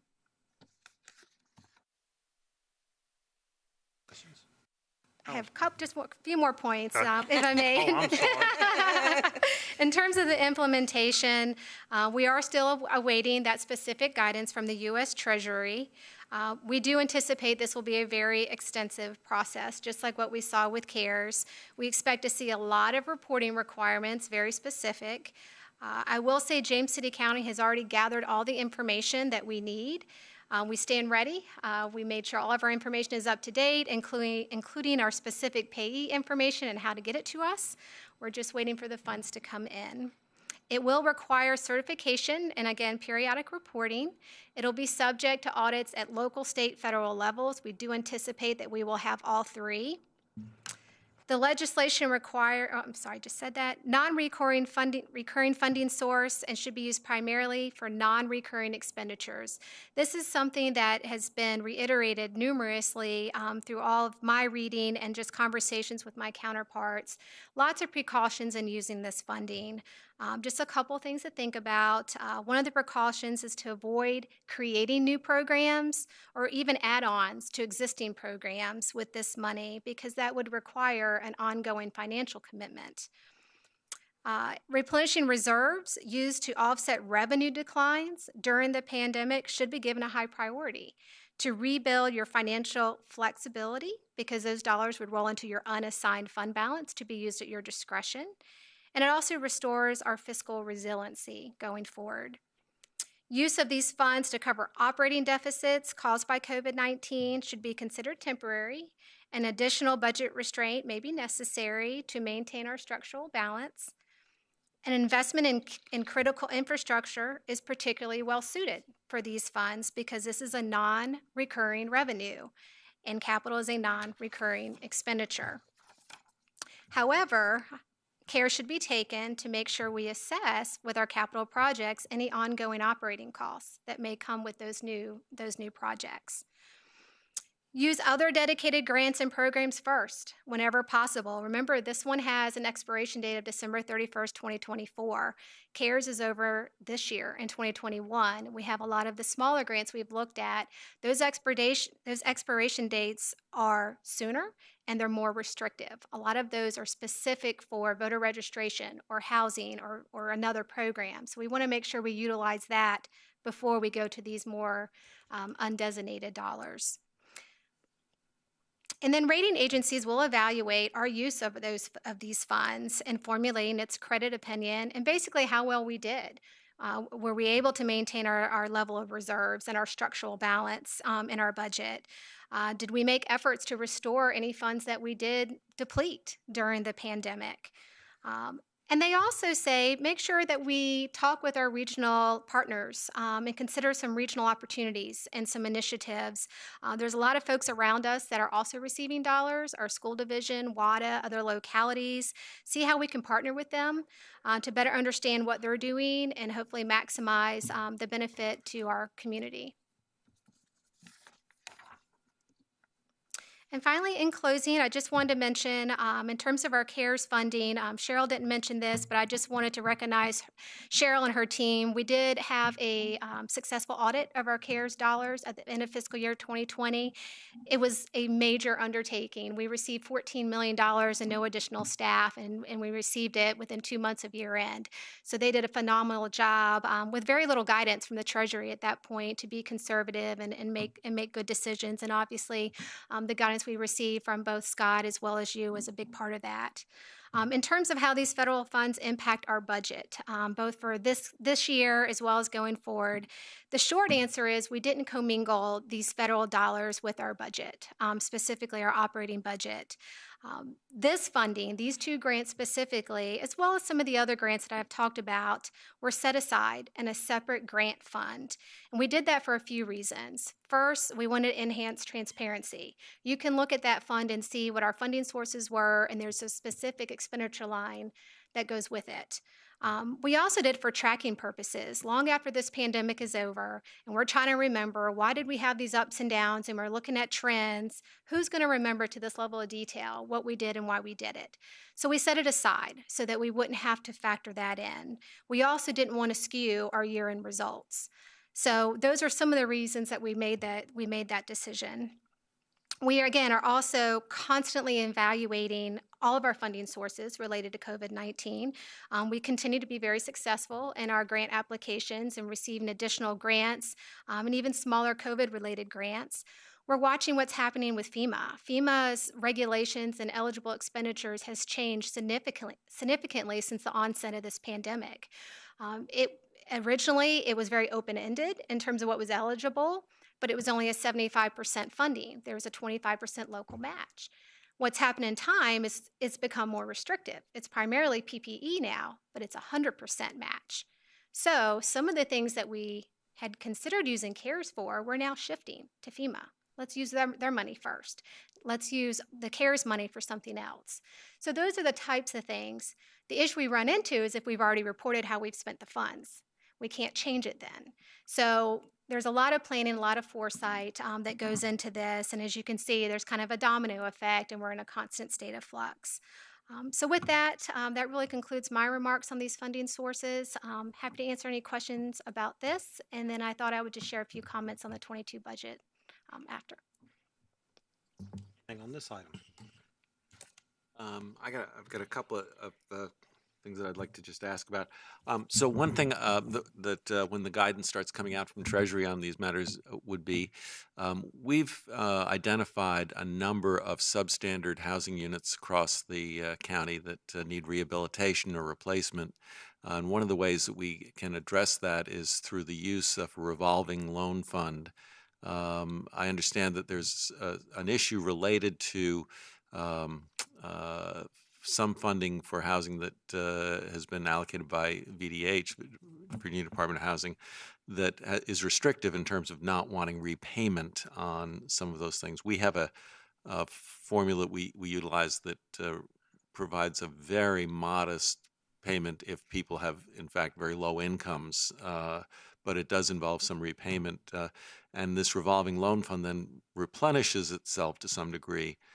If we were able to use some of the either CARES Act funding or the new American Rescue Plan funding to enhance that kind of a revolving fund, it might help us to increase the number of units that we can address and still meet the fiscal responsibility part of not being money that we have to find a place to replace it over time if it's in that revolving fund. So if we could sort of follow up to see if that would be something that would be permissible with some of these funds, that might be a good win for us.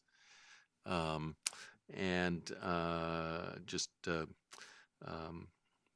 understand that we are going to be able to use it for the replacement of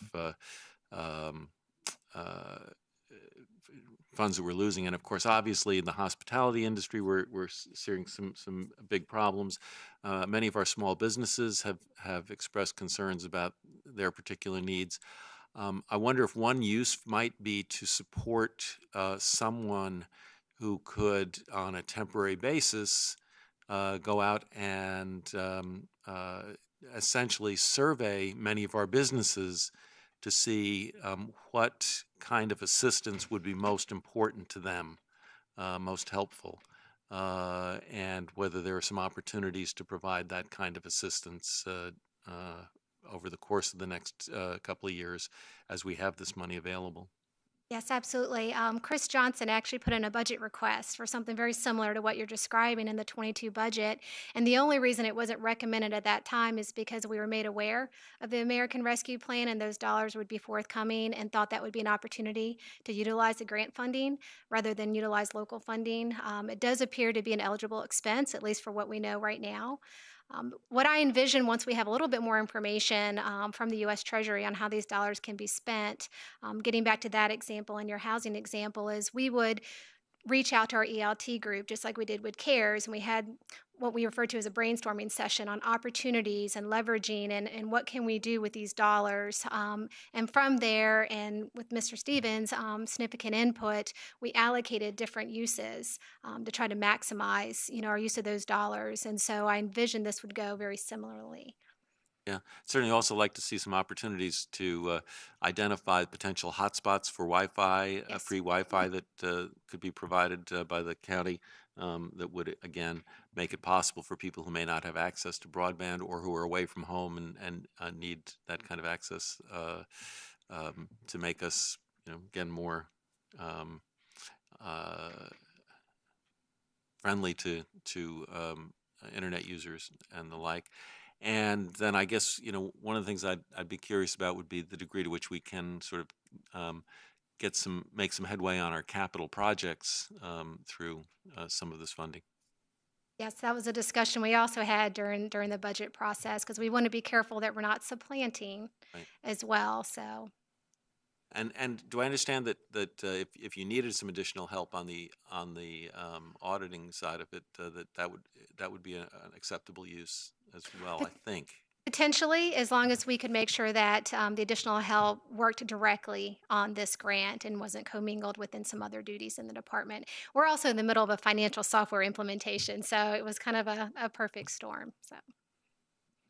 Yeah, to jump on that as well, I talked to Scott, and I was going to bring it up later in the military. We had a thing Thursday that went and talked to all the senators and everything else, talking about Haram Fund, what we're doing our Haram Fund, everything else.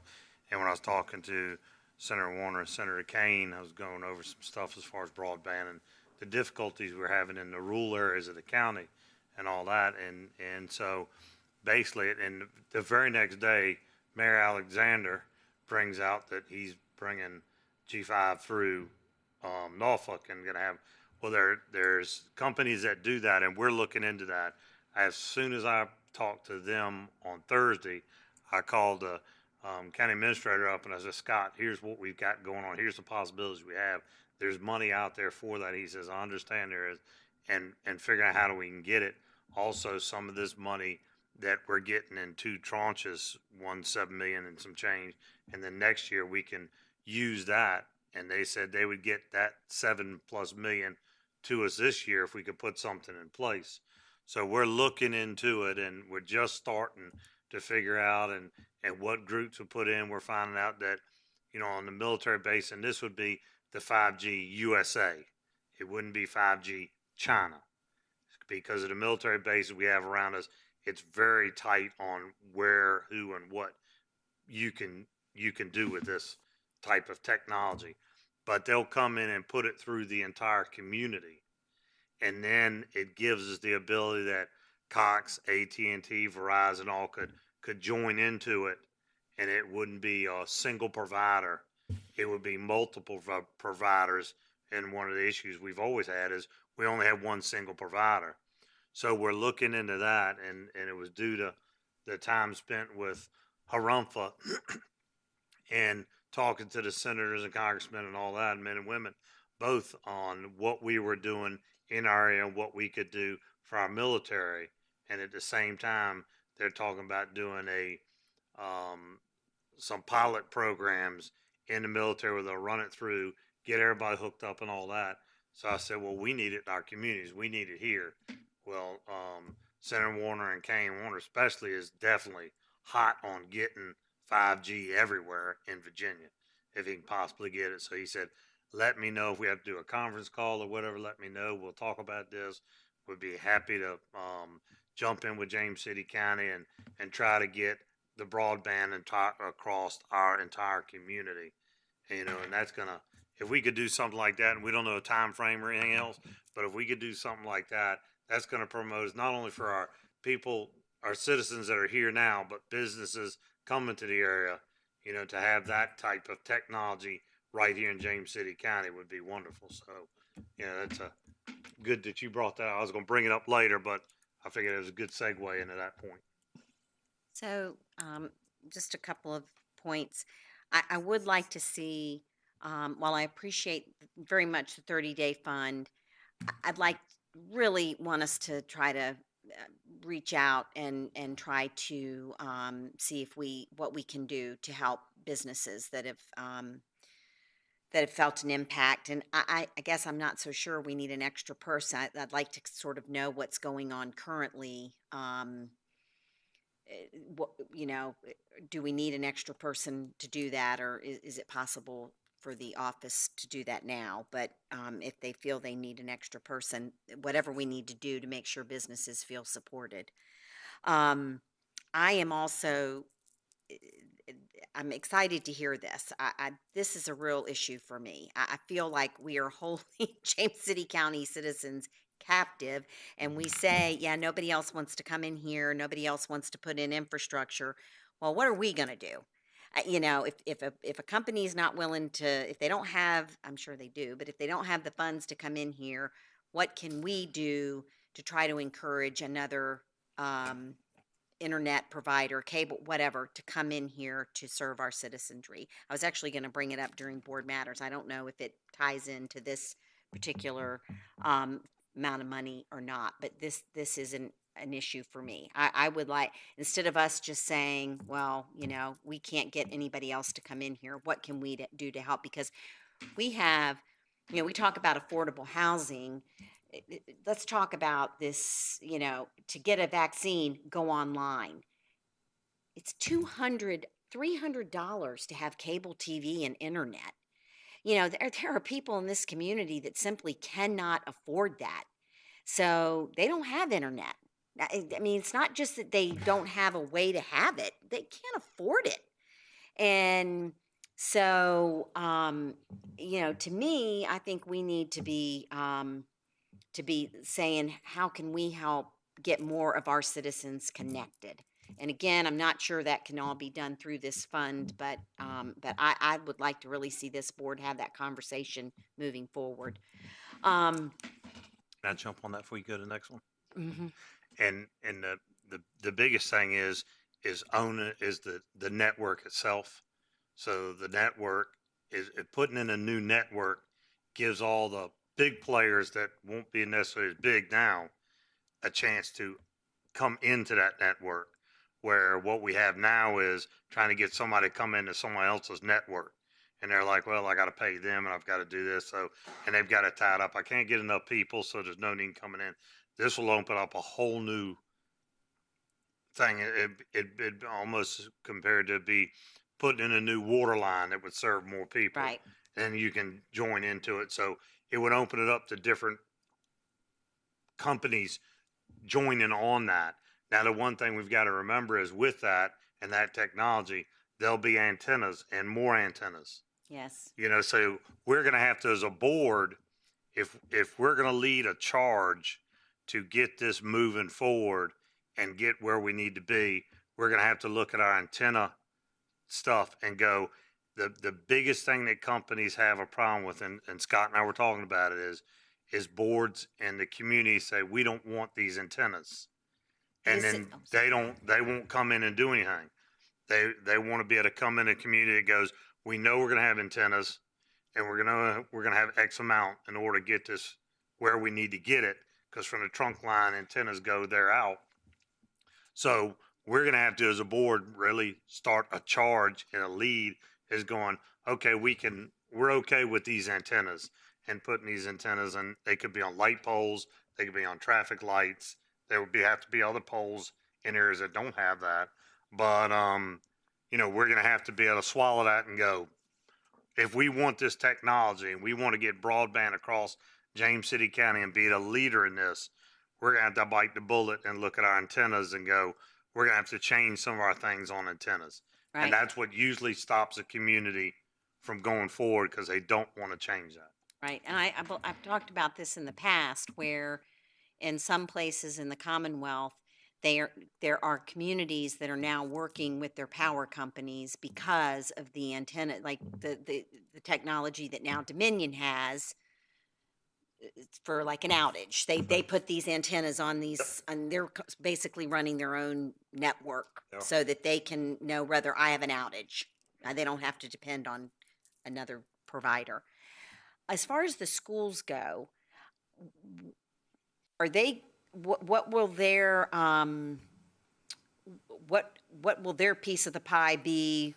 Do you know what they're getting, and how's that working? I have reached out to their CFO. I have not heard back from her to try to get an estimate from the school division on dollar amount and also in terms of timing, when they expect to receive it, and also what time frame that they'll be allowed to use those dollars.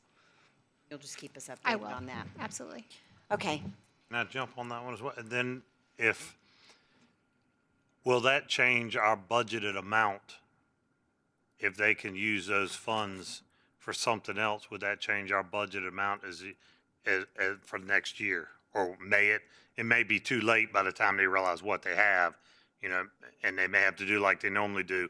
We didn't spend X amount, so then they return it back to us. And that might be the way to continue because of the time frame. I think most likely that would be the scenario. We also have to make sure it's not something that's already been included in their budget, right, since we're not allowed to supplant. Yes. But those details will come out, and once we know what they can use the funds for, that is the conversation that you could have then. Thank you. Any other questions? I've got a few. Yes, ma'am. Go right ahead. Yeah, schools was one of my questions, so thank you. I look forward to hearing back from that. Can any of this funding be used to pay down, since we're talking about revenue replacement, can any of it be used to help pay down our debt? Perhaps it could be used for that. We do have the revenue replacement component that you mentioned. We'd have to quantify what dollar amount that is based on our 2019 results. One of the questions I had was part of our revenue loss had to do with lodging tax, and our lodging tax, 60% of that is restricted. And so if we were using some of these dollars to offset that loss of revenue, would we have to use it for tourism like we would have had we received it as lodging tax? That would just change the amount that we may have available. But whatever dollar you set aside for your revenue replacement, that just goes to undesignated fund balance, and you could use that for whatever purpose you see fit. Okay, so when you were talking about the revenue replacement, it would apply to 2019. Yes.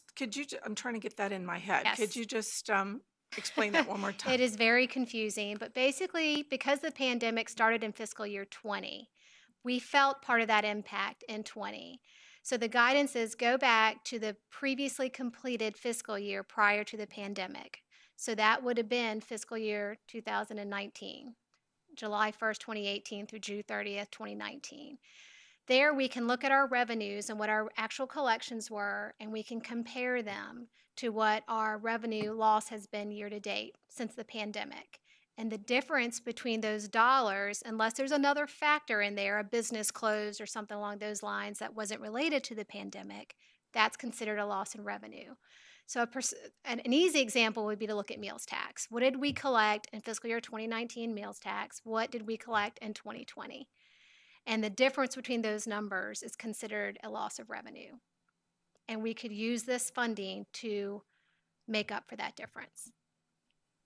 Okay, thank you. And then when you talked about it could be applied towards, say, transportation and WADA, that's pretty broad definition. Would that be specific towards anything in particular, like rides to vaccination centers, or is it limited with transportation what it can be used for? WADA receives its allocation directly, so Do they get their own? They get their own. Okay. They would get their own, but I know with the CARES money, they used it due to a loss of revenue so that they could continue to provide services, but they weren't collecting the fares. So they were able to use it really for like a revenue replacement. But they did also use it for some additional COVID-related expenditures, some of their PP&E and sanitation efforts and that type of thing. A lot to unpack. Thank you, I think. Yes. Any other questions?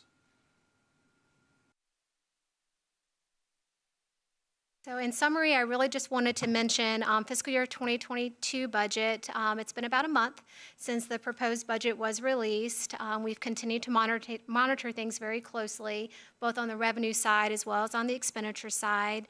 I'm happy to report we don't have anything significant that has changed. We have followed what the state is doing, that type of thing. No direct impacts in terms of the proposed budget. That is a welcome change because, as you know, last year a month made all the difference. So this year, things seem to be steady, and if anything, they have slightly improved. Again, we're cautiously optimistic because we're moving into that fourth quarter. That's when we really felt the impacts last year, and we'll have a better gauge over the next few months. That is when we collect the majority of those excise taxes, the next 3 to 6 month time period. So can we ask just general questions about the budget at this point? Absolutely. So I know you've included the cigarette tax in your budget. Yes. So I'm having a little bit of angst about that, and I'm trying to wrap my brain around that as well. You're projecting that the revenue from that would be about $900,000? Correct. Okay, so a few of the things that I'm considering with this in here, so we're getting all of this $14 million. We've already gotten $13 million. I know some of it's limited. We're going to be, when are assessments going to be coming out? Real estate. The next real estate assessment is going to be in fiscal year 2023. 23. Okay, so I would assume based on the housing industry right now, you're looking at an increase in that? Residential is tracking very, very well. We do have some concerns on commercial, specifically as it relates to gross receipts, which is a component of assessing the value of our commercial properties. Their receipts obviously have been down with COVID. Okay. So with that in mind, I guess part of the problem that I'm having is that, and you know, I hear the argument that, well, if we don't do it, we may lose it. I don't foresee that we're going to lose it anytime soon. It's going to depend on who's in office in the General Assembly, and that would have to be a perfect storm for that to go away. With the fact that we're still kind of operating with in iffy times for our citizens.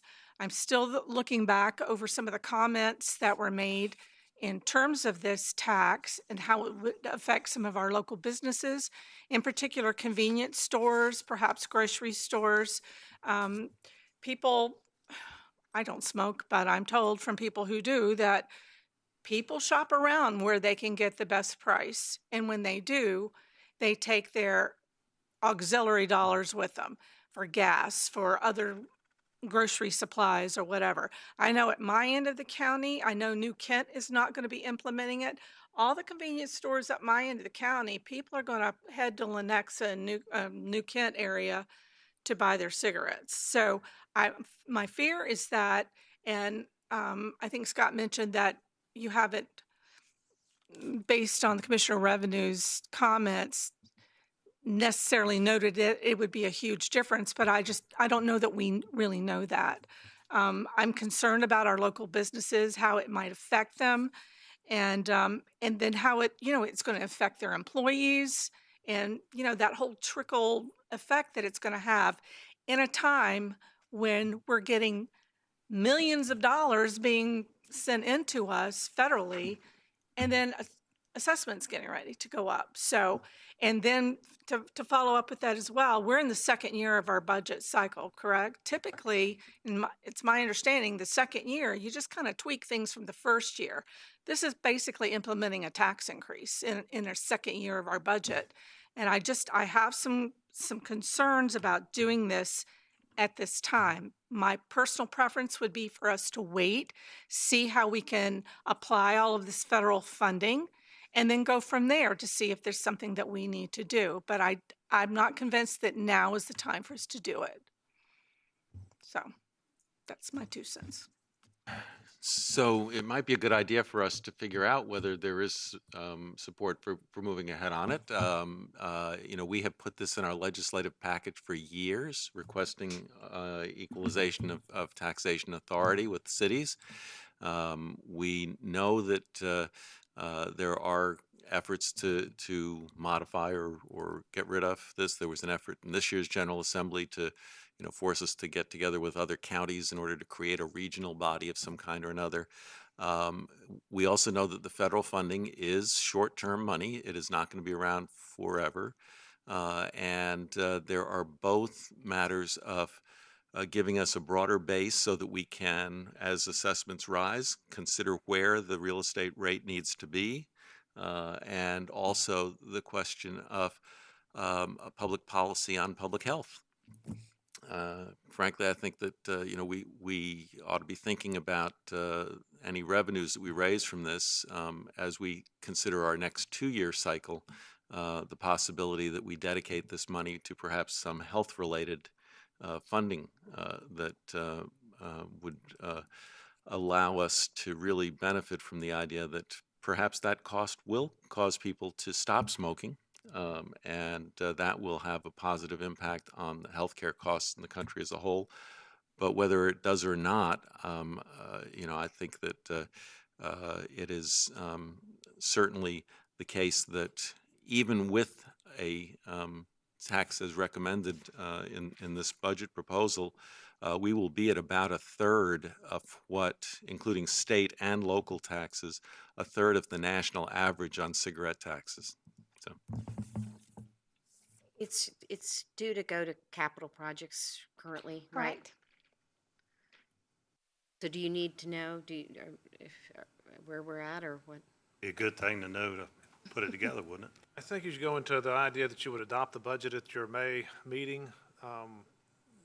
We wouldn't necessarily have to know today, but they would need to know soon to be able to put it in form to have the right ordinances in place for you to adopt and for the Commissioner of Revenue to be proceeding on with implementing the tax. The process to implement it is significant in getting the tax stamps and those kinds of things set up for a July implementation, and I know our Commissioner of Revenue is working on that, but there is action you would need to take in May to, I guess, formalize and finalize When that. do you need to know by, Scott? I guess the May 11th date. Yes. It would just be the budget we'd be presenting you would have it in there, so that would be a modification if you chose to adopt the budget at that time. Yes. Shorting that, and it'd put us into a provision of trying to figure out where are we taking away that 900,000 in revenue? Are we using fund balance to support what's in the budget? Or are we taking away capital items from it? And we can develop those lists for you and have some alternatives. But the May 11th, I think, would be the latest. Sooner than that would be helpful. But we'll work with what the board needs in terms of time to work through that.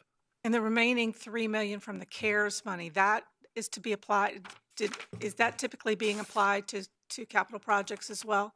Didn't you say it was like 3 point something million? About $3.7 million that we have remaining. We'll continue to use it through the remainder of this calendar year, primarily for PPE, sanitation, and then whatever's left over we would use for that presumptive clause where we're able to use it for our public safety salaries and benefits. And the benefit to that is those dollars are budgeted as part of our general fund. And so if we use CARES money for those costs, that's savings that just rolls into your unassigned fund balance. Thanks. Any opinions? Yes, sir. Yeah, I would echo what John said is, you know, as long as I've been on the board, we've screamed and screamed and screamed at the General Assembly about wanting equal taxing authority. And always the thing was the city of Williamsburg can tax cigarettes and we can't. Why? And we finally got what we asked for. And I think we ought to use it. One of the reasons for it is it is an ongoing resource. And you know, it depending on how people want to, how far they want to drive and you know, whether the figures come out, to be quite honest with you, I don't think it will make that much difference. We haven't noticed that it makes that much difference in gas taxes from one state to another. But I would say that when you consider it as an ongoing source of income, when it comes time to reassess next year for the next 2-year budget, that's a penny on the real estate tax. And if you have that revenue, and you don't have, that's 1 penny you don't have to add to the tax base for the homeowners. I do like John's idea of maybe ultimately dedicating some of it toward health issues. Being a former smoker, I haven't smoked since the 11th of May, 1980. But it's a bad, nasty habit, and to discourage people from doing it. The other thing I would like to raise right now, and that is, it ties back to what we've been hearing in the comp plan, and it talks about PDR and open space, and there's great public support for that, but we haven't put any money toward it yet. And so I would like to see if the board would like to consider some nominal amount. You know, I don't expect that at this point, until we get the comp plan up and running and we get things established, that we would necessarily put a significant amount of money into it. But there ought to be a nominal amount, you know, maybe 100,000 or something like that, that we could put forward into the budget, so that we have at least for the citizens who are concerned about it to say, all right, we've got the foot in the door, we've started the process, now we can build on it as we go forward. So I think, Mr. Eisner, there is a 1.25 million for matching funds for various programs available for open space and agricultural preservation and the like. Is that right? Verify the funding amount. We had about $1.6 million set aside in a line item that was really land available, and that's something we will discuss later with you. Okay. We also had. Was that the leftover money from the? It was money that's carried over from years where you'd put in prior years into a CIP for land acquisition types. Okay, but that wasn't 942 money that we Yes, that we it set was. aside. It was? It Okay, was I a thought portion it of was. It was that. the first couple of years of 942 Yes. money that we had set aside before we started putting it directly into capital. And I think to that money, we'll have it committed for you. So that money really isn't available for that if you choose to move forward with what we'll recommend later. The other piece is there was some PDR money left over, but it was several $100,000. That is still there. So the addition of 100,000 or so to that, I think we could, if the board would want to do that, we would work to figure that out for you. Well, you've got about 300,000 sitting in the pot. Right. You could put 100,000 in. At least we can start building so that we have something there. So when something comes along. And we can start putting more money into it when we decide that what we want to do with projects and how we want to fund them. But at least I think it tells the public that we're not just paying lip service to the concept, that we're actually beginning to think about how we're going to go about accomplishing it somewhere long-term. And we also talked about hiring somebody to set a program Yeah. up that would be so that we don't end up, we have something set in stone, that we have a direction we're going, and what this board would see as, okay, what do we want to spend on that? I know, with the, cigarette tobacco tax, however you want to call it, I know when we've done very good on this board, because when I got on here, we were 227 million in debt. We're about 106 million we're carrying now debt. That's for a short period of time. Staff and this board has done an excellent job on trying to figure out how do we cut our debt down. Well, there's savings in that debt cutting down that we're now being able to use in the CIP programs, so that we're not carrying more debt to pay for programs that are going on. With this CARE funding and the other funding that is coming, just listening to the numbers and what we're probably gonna get from the school this year, and I'm taking a rough stab at we're probably looking at about 10 million coming back from the school instead of 2 million. I'm thinking in my little head what we're going at. The utility relief and the broadband and that sort of thing, and adding all those together, you're looking at from last year to what's coming this year and the next year, we're probably looking at $37 million, give or take, somewhere around there with just my math. Well, we're at 220 million. You add that 37 to it, that's a good savings in there. And I know 900,000 is, is not a number to sneeze at. That's a very important number to have, but we could implement it next year or the following year. It doesn't have to be implemented this year. It can be something after we spend this money, see what we have, what's going on, what money we have in, what we can do. And then if we decide we need that tax, then we could look at that and go, okay, now would be the time to put this in.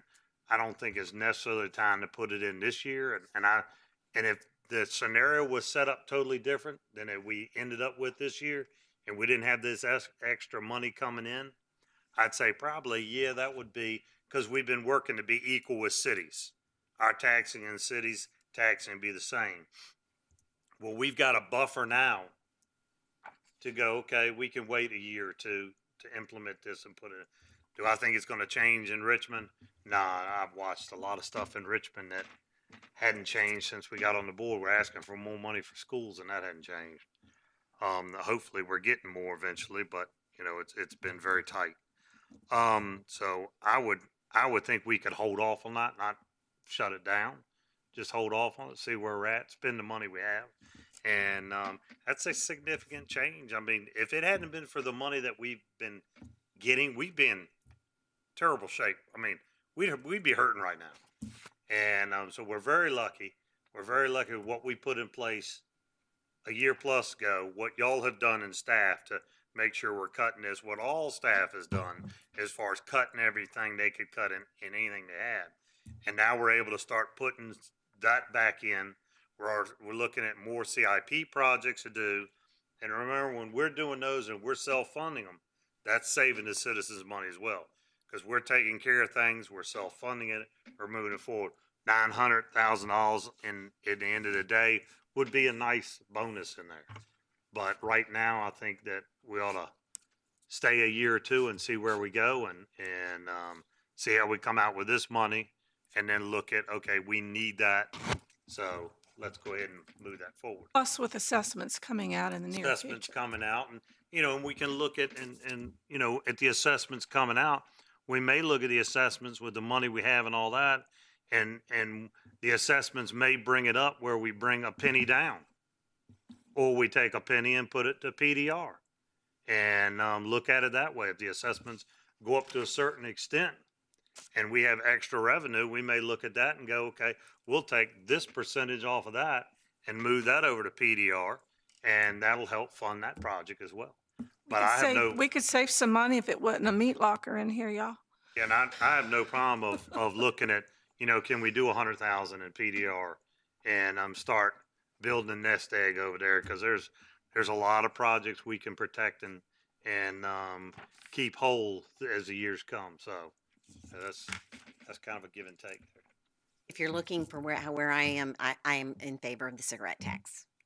So we've lobbied for it. We've for years we've been giving it. I'm For the not- record, I haven't lobbied for I understand, but I'm not giving it up. So I appreciate everything that you've said. You know, I hear you.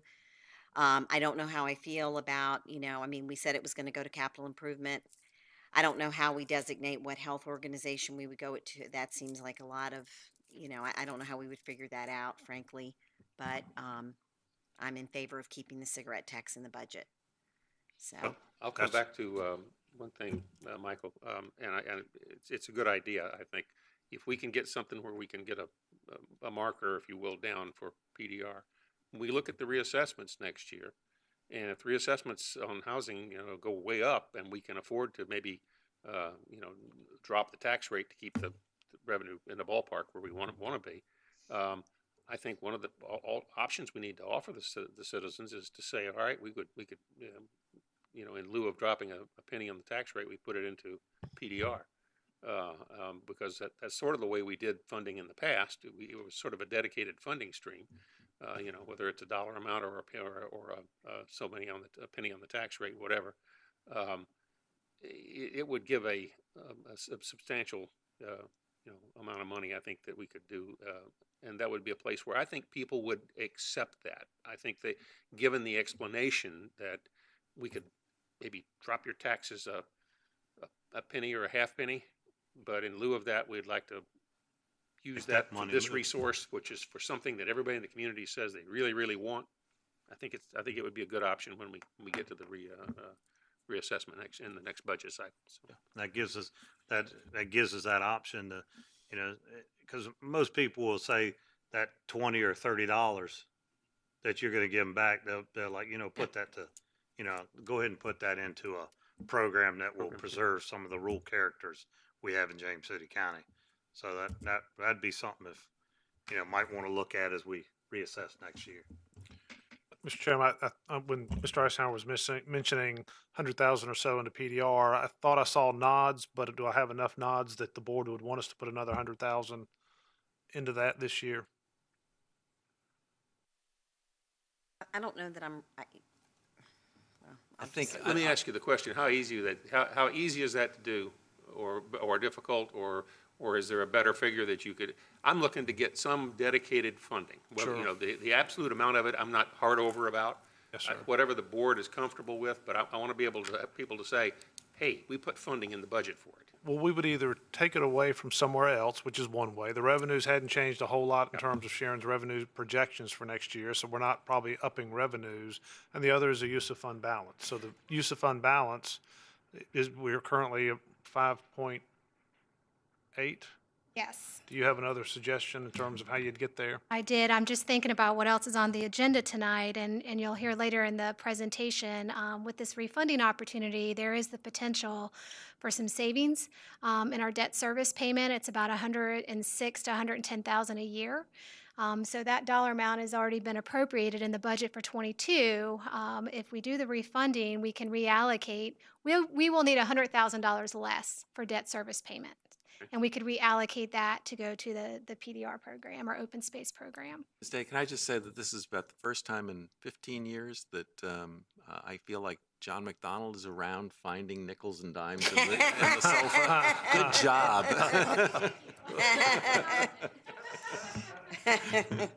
Good job. Praise indeed. All right, anything else? Okay. I think it sounds like we will include that and have that as an offsetting place in terms of that expenditure for some contributions toward the PDR program. All right, thank you.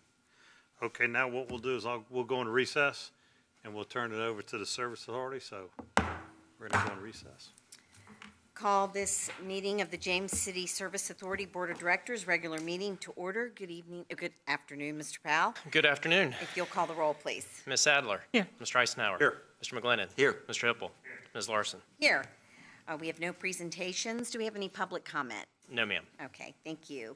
No consent calendar, no public hearings. We have one item for board considerations, and that's the James City Service Authority FY 2022 budget work session. Mr. Powell.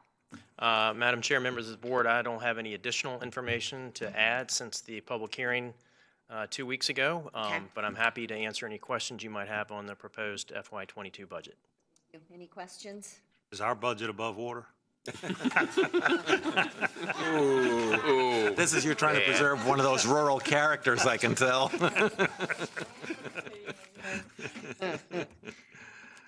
No questions? No, I do have a comment, though. I just wanted to congratulate you on the great presentation here. You know, I especially like the supplemental information that's provided for us in the back. That I don't recall seeing that much detail in the past, and so that's correct. Right. That's terrific. Yeah. It really does allow us to see a lot more of what's going on in a very manageable way. Lots of great stuff here. Thank you, Mr. McGlinnan. I'll pass that along to Ms. Luton, who is the main contributor for this document. So I know she did work very hard to put some additional information in this budget document this year, so thank you. It has all the earmarks of her thoroughness. All right. So we will move to adopt this at the May 11th meeting, correct? That's correct. Okay. Are there any board requests and directives? Just one question. Work is going to, has work already started in the White Oaks area? I don't believe it has started yet. Okay. It was scheduled to start this week, okay. Maybe next week. Yeah, but but letters have gone out. All the letters have gone out. How has been the public reaction to it so far? Everything's been fine so far. Everything's been good so far. Thank you. So. You say you have no general managers? No report. Okay, well, without objection, may I get a motion to adjourn? So moved. All right, all in favor? Aye. We're adjourned. Thank you so much. Thanks for waiting for 4 hours. Yeah. Appreciate it. Back into the board meeting, and next on the agenda is a consent calendar. And consent calendar consists of 8 items. Are there any items on the consent calendar anyone wishes to pull? All right, may I have a motion on the consent Move the calendar? consent calendar. Oh, well. Oh, yes, ma'am, you can. I did want to mention that in here is a resolution in support of the housing partnerships. Pursuit for the funding for Powhatan Terrace. So maybe we could pull that. And Paul, do you want to just give a brief explanation, or do you feel it's necessary? All right, we'll pull that item. Okay. And then what we'll do is we'll go ahead. We've got a motion on the others, so Okay. roll call, Mr. Stevens. Mr. Eisenhower? Aye. Ms. Sadler? Aye. Mr. McGlinnan? Ms. Larson? Aye. Mr. Hippel? Aye. Motion carries. I just wanted, if you could, just explain a little bit of the back that the funding was. Sure, like with a lot of things, Housing Partnerships has not been able to acquire all their needed revenue to go ahead and move forward with the construction of the Powhatan Terrace townhomes. They do want to seek additional private funding as well as additional funding opportunities at the state and federal level, and they've let us know that they believe such a resolution of support from you, the board, would make a big difference in those applications, and have requested your support in that through this resolution. Thank you. And their executive director did reach out to me. They had a letter that they had included, but it was signed by Mr. Porter, so it was a few years old. And so I appreciate you working with them to get this done. And I think their executive director's here. I don't know if anyone else is here as well, but okay. So thank you very much. So with that, I'll move the motion. Thank you, Paul. Thank you. Mr. Stevens, roll, please. Ms. Sadler? Aye. Mr. Eisenhower? Aye. Ms. Larson? Aye. Mr. McGlinnan? Mr. Hippel? Aye. Motion carries. All right, next we're moving in. Mr. Chairman, can I just mention one of the items we did approve on the consent calendar was the adoption of the new agreement on becoming the Hampton Roads Workforce Council. there was a lot of concern, I think, as the process began, to make sure that the peninsula localities would be well protected by joining in with the south side localities into this larger group. But I think those have all been worked out satisfactorily, and there will be a continuation of the facilities on the peninsula, clearer involvement by peninsula communities. And so that's why we had to adopt this new agreement. Yeah. All right. Board And I see Rebecca standing there. I'm thinking that you're standing regarding the homelessness emergency response grant that was given, so, which I think is important to talk about. Do you mind if she just comes up and gives a minute explanation of that?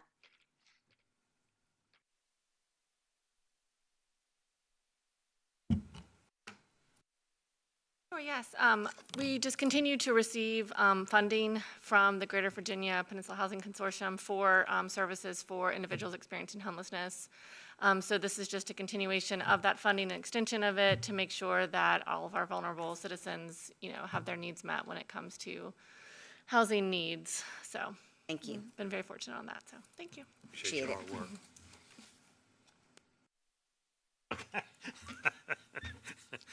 One more time. Anybody else? All right, board considerations, resolution to approve plan to refinance certain public facility projects through an insurance of revenue refunding bonds by the Economic Development Authority of James City County, Virginia. Sharon, welcome back. Good afternoon again. One positive financial impact from COVID is that it brought about an environment of very low interest rates. So we have been working with our financial advisor, specifically Courtney Rogers with Davenport, who is here with us tonight, to just identify any potential opportunities we may have in our existing debt base. Mr. Rogers is going to do a brief presentation for you, and also included in your packet tonight is a resolution to approve the refunding for your consideration. Thank you. Thank you. Welcome. Good afternoon. Great to see everybody again. You too.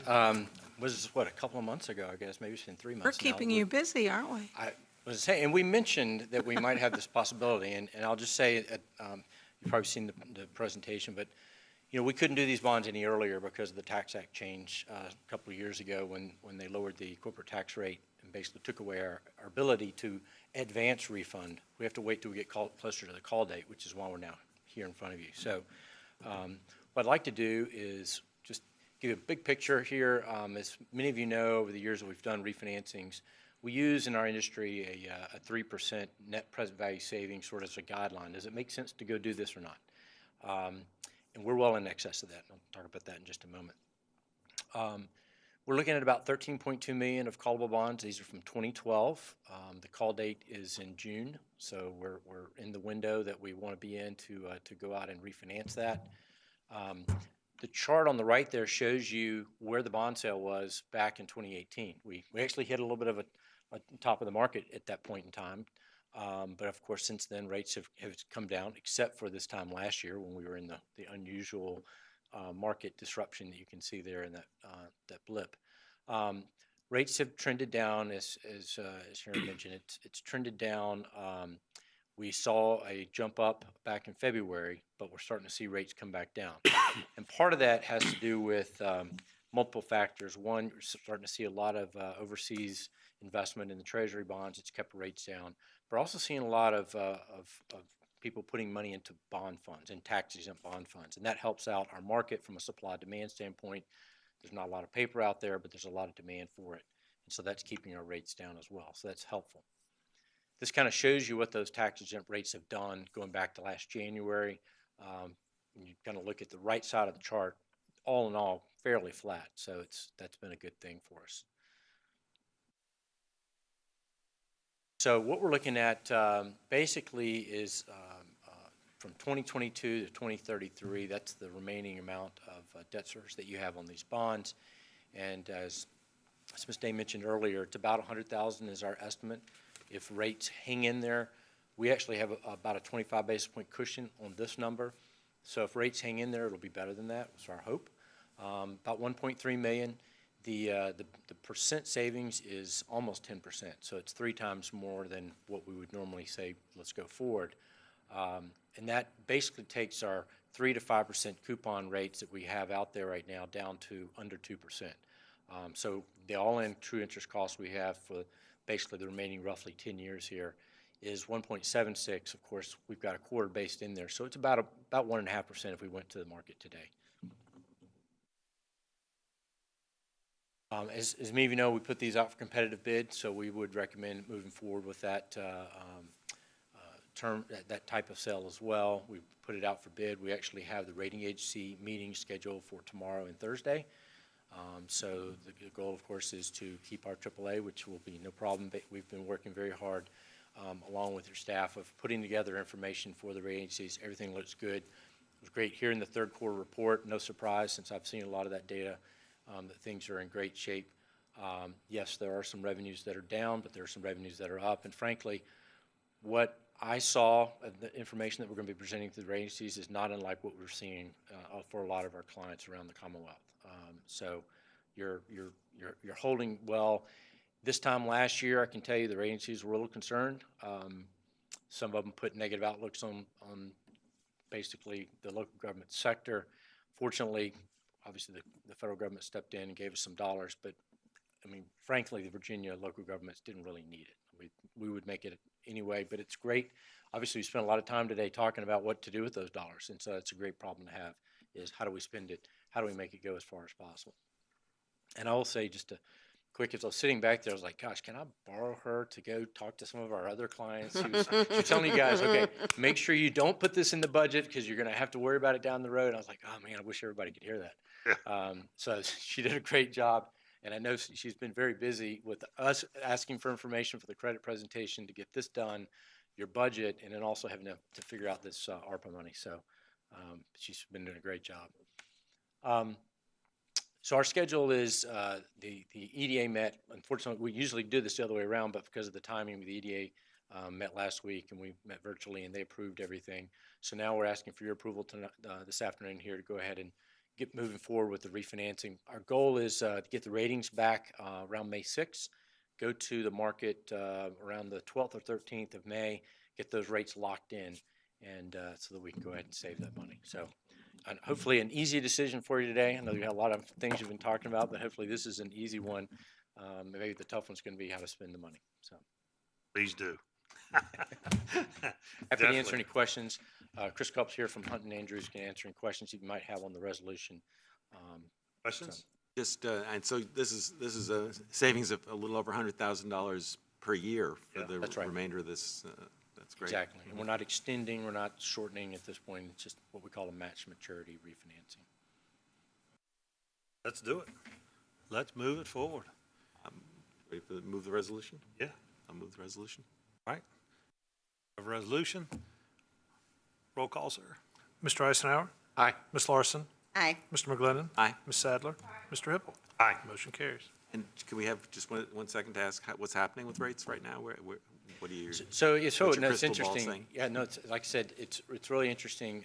Rates have been very quiet over the past. I did take a peek back there and saw the 10-year Treasury is actually up about 5 basis points today. But the past week it's been very quiet, and I didn't look to see what the news was that maybe bumped it up a little bit today. But the expectation is rates are going to go up in the future. I actually just looked at one of the Wall Street banks had their kind of predictions, and they were saying by middle of the summer, basically June 30, they were looking at another 25 basis point increase, probably around, say, 175, 185 for the 10-year Treasury, and by the end of the year, just under 2% in terms of the Treasury. At least that's their predictions. But I'll also caution that basically at the end of January, they said it'd be at 150 at the end of the year, and we hit that about a month later, and they went and revised all their calculations. So hard to tell. Obviously, everyone thinks things are going well. Seems like the recovery is coming along. The expectation is there's going to be an increase in long-term rates. Short-term rates aren't going anywhere anytime soon, but at least long-term rates, the market in general, there's a feeling of going up. So another reason why we wanted to go ahead and get this locked in now while we can. Thank you. Questions? All right. Thank you. Appreciate it. Now move into board requests and directives, and I was just thinking, and Scott's probably gonna go, what?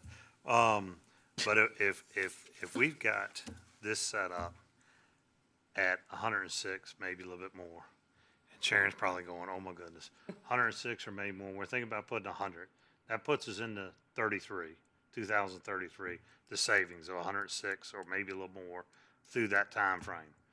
Okay, that basically is dedicated or found money. I know you could find a place for it very quickly, but Sharon's like, oh my gosh, that's the money I was going to use. And we're putting 100 through PDR. Do we want to commit to put that 106 savings till 33 into PDR? I think we ought to wait till next year to make that determination. I mean, it's an option. You could do it. Yeah, it's something to think about. Yeah, I mean, it's an option. You could do it that way. You could also, like you said, do it depending on what happens with the assessments and the tax rates. Right. So I wouldn't necessarily. I think if they can come up with what we need for this year, I think we could readdress that where we fund it from next year. Yeah, we may want to have to do something more substantial than $100,000 a year. If we're going to. Right, really but that at least gives that 100,000, yeah, 106,000 that we didn't have, that we can apply into there. Scott's probably going, oh my goodness, he's trying to get my 106. No, sir, wherever you want to go, we'll try to. We're not going to take it right now, Sharon. Thank you. Just want to go home. All right. Out the door. Board requests and directives. Okay. Sue? Yes, well, I was happy to participate in the countywide cleanup last weekend. Got my grandsons out there. They had their safety vests on, and we put them in the median down there by Anderson's Corner. And one of them found a $1 bill. One of them found a cut-up $5 bill. So that wasn't the point. I know, but they reap the harvest of their hard work. That's right. It's trash Hopefully to some. they didn't throw it out. That's right. So, but anyway, they had a good time, and so it was great. I think Doug Powell even came out and was down at our intersection, so it was nice to have him at our end of the county. So we had a great time. I did participate in the EDA meeting, and they did a great presentation with all of this as well, and the jail meeting we did this week. And as always, I thank Scott for his help and guidance with all of that and setting up tours and anything that we can do to help out down there. If y'all don't mind, if I could just I'm going to try not to cry. Just a second. Sorry. As you all know, my daughter lost her husband 4 years ago. She had to reinvent her life, and tomorrow she graduates yet again with a degree in dental hygiene from Thomas Nelson. So I just wanted to say how very proud I am of her. And I just thank you for letting me do that. So she's worked really hard, and the kids have been really supportive, and everybody's really proud of her. So thank you all for your help and support. I know you guys know that I run kids all over the place, and as part of it through Parks and Rec and Behind the Whisk and everything. So didn't mean to get upset, but it's been a long 4 years. And I just wanted to thank you all as well for your support with all of this. So Lauren, good job, girl. Proud of you. Thank y'all. Sorry. Next. That's it for now. Thank you. That's all I got for you. Real quickly, I just want to give the board a heads up that at our next meeting in May, you can expect some people to show up, and they'll have a petition, and they're all rabidly anti-Cox. And I can't say that I necessarily disagree with them. I told Scott, I said, when they come in, I may get up and go out in the room and sign the petition as well. But there's a great degree of frustration, and we're well aware of it. But I just wanted to let you know that some folks will be here for that. We did have a meeting since our last time with the folks in the building community on the retaining wall ordinance. I think we've made some really good progress. We've incorporated a lot of good ideas that they had, and the net result after 2 meetings is I think we've got a much better product. And that should be coming back to us, I think, in the May meeting. Yes, it is. As well.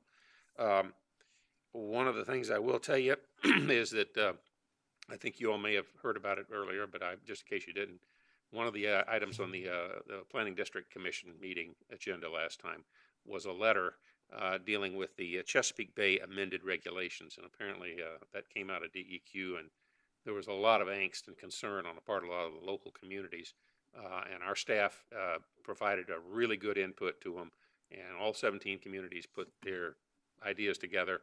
It went into a very long, complex letter that was sent back in comments to the state on these rules. And the gist of it is we were asking them to basically slow down, back off a little bit, and take in a little more community input before you just try the shotgun approach that will cause some problems for a lot of our localities. So that was a very important part of that meeting.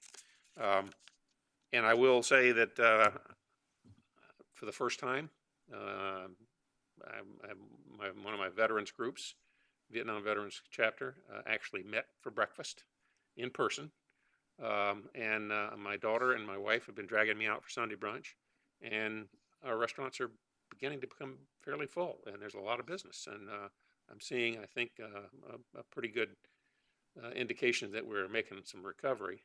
Probably not nearly what we need yet, but at least it's started. And I encourage everyone to first get your shot, and second, still wear your mask, and then go out and help us reopen our businesses. Thank you. I just want to say thank you to staff. I thanked Steve, but I wanted to thank Alex, John Carnifax, Jason, everybody at Parks and Rec that played a role in helping to get the exercise equipment on the Capitol Trail. Alex was out of here so quick I didn't get to say, but anyone who played a role in that, I appreciate it. I don't know if General CHERP, were you guys involved in that at all, Grace? Okay. I went to a ribbon cutting of the Saving Grace Home Care. They've moved into the Jamestown, Jamestown Road, and welcomed them to James City County.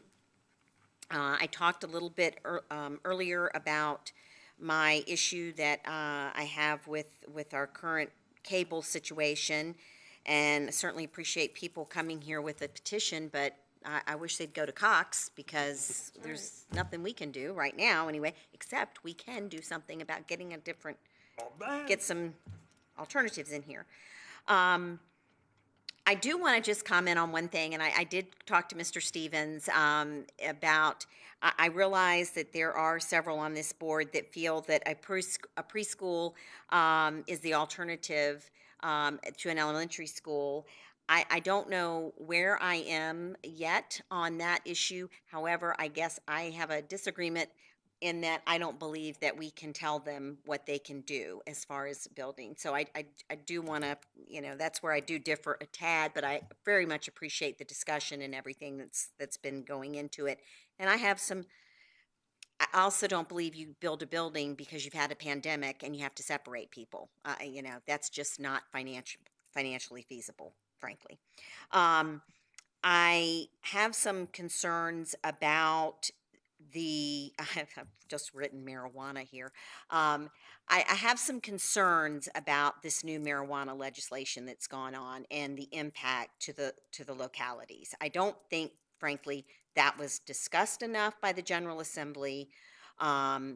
It wasn't, I believe there should have been more inclusion on what it was going to mean to us. I understand that there's been some, I believe the governor may have tweaked it a tad to have some funds for counseling, or how, if there's some different impacts. I'd like to know, where that money's going, what are the resources we're going to have if we have an uptick in behavior due to this particular thing becoming more prevalent. I also want to know, how do our police officers, if they stop someone that it's pretty obvious when you're under the influence of alcohol. I don't, is it obvious if you're under the influence of marijuana? What is there any testing? I mean, all I am aware of is, you get a job, sometimes they take a piece of your hair or something like that. But as from what I understand, it's something stays in your system. I just want to understand more about it as we start going down this road, and hoping we could have a discussion about it here. So, and I think that's it, to be honest. I will say that Jim Kelly and I are Are you presenting too, John, on Thursday at VACO this time? No. Okay, Jim Kelly and I are presenting on Thursday, and about school boards and board of supervisors and how they get along. So keep you posted after this meeting. But anyway, dial in. Yeah. So thank you. Couple of quick things. Just wanted to mention, I didn't have a chance to mention last time that I dropped off some old banking statements and such at the Shredathon sponsored by the police department to support their Shop with a Cop program.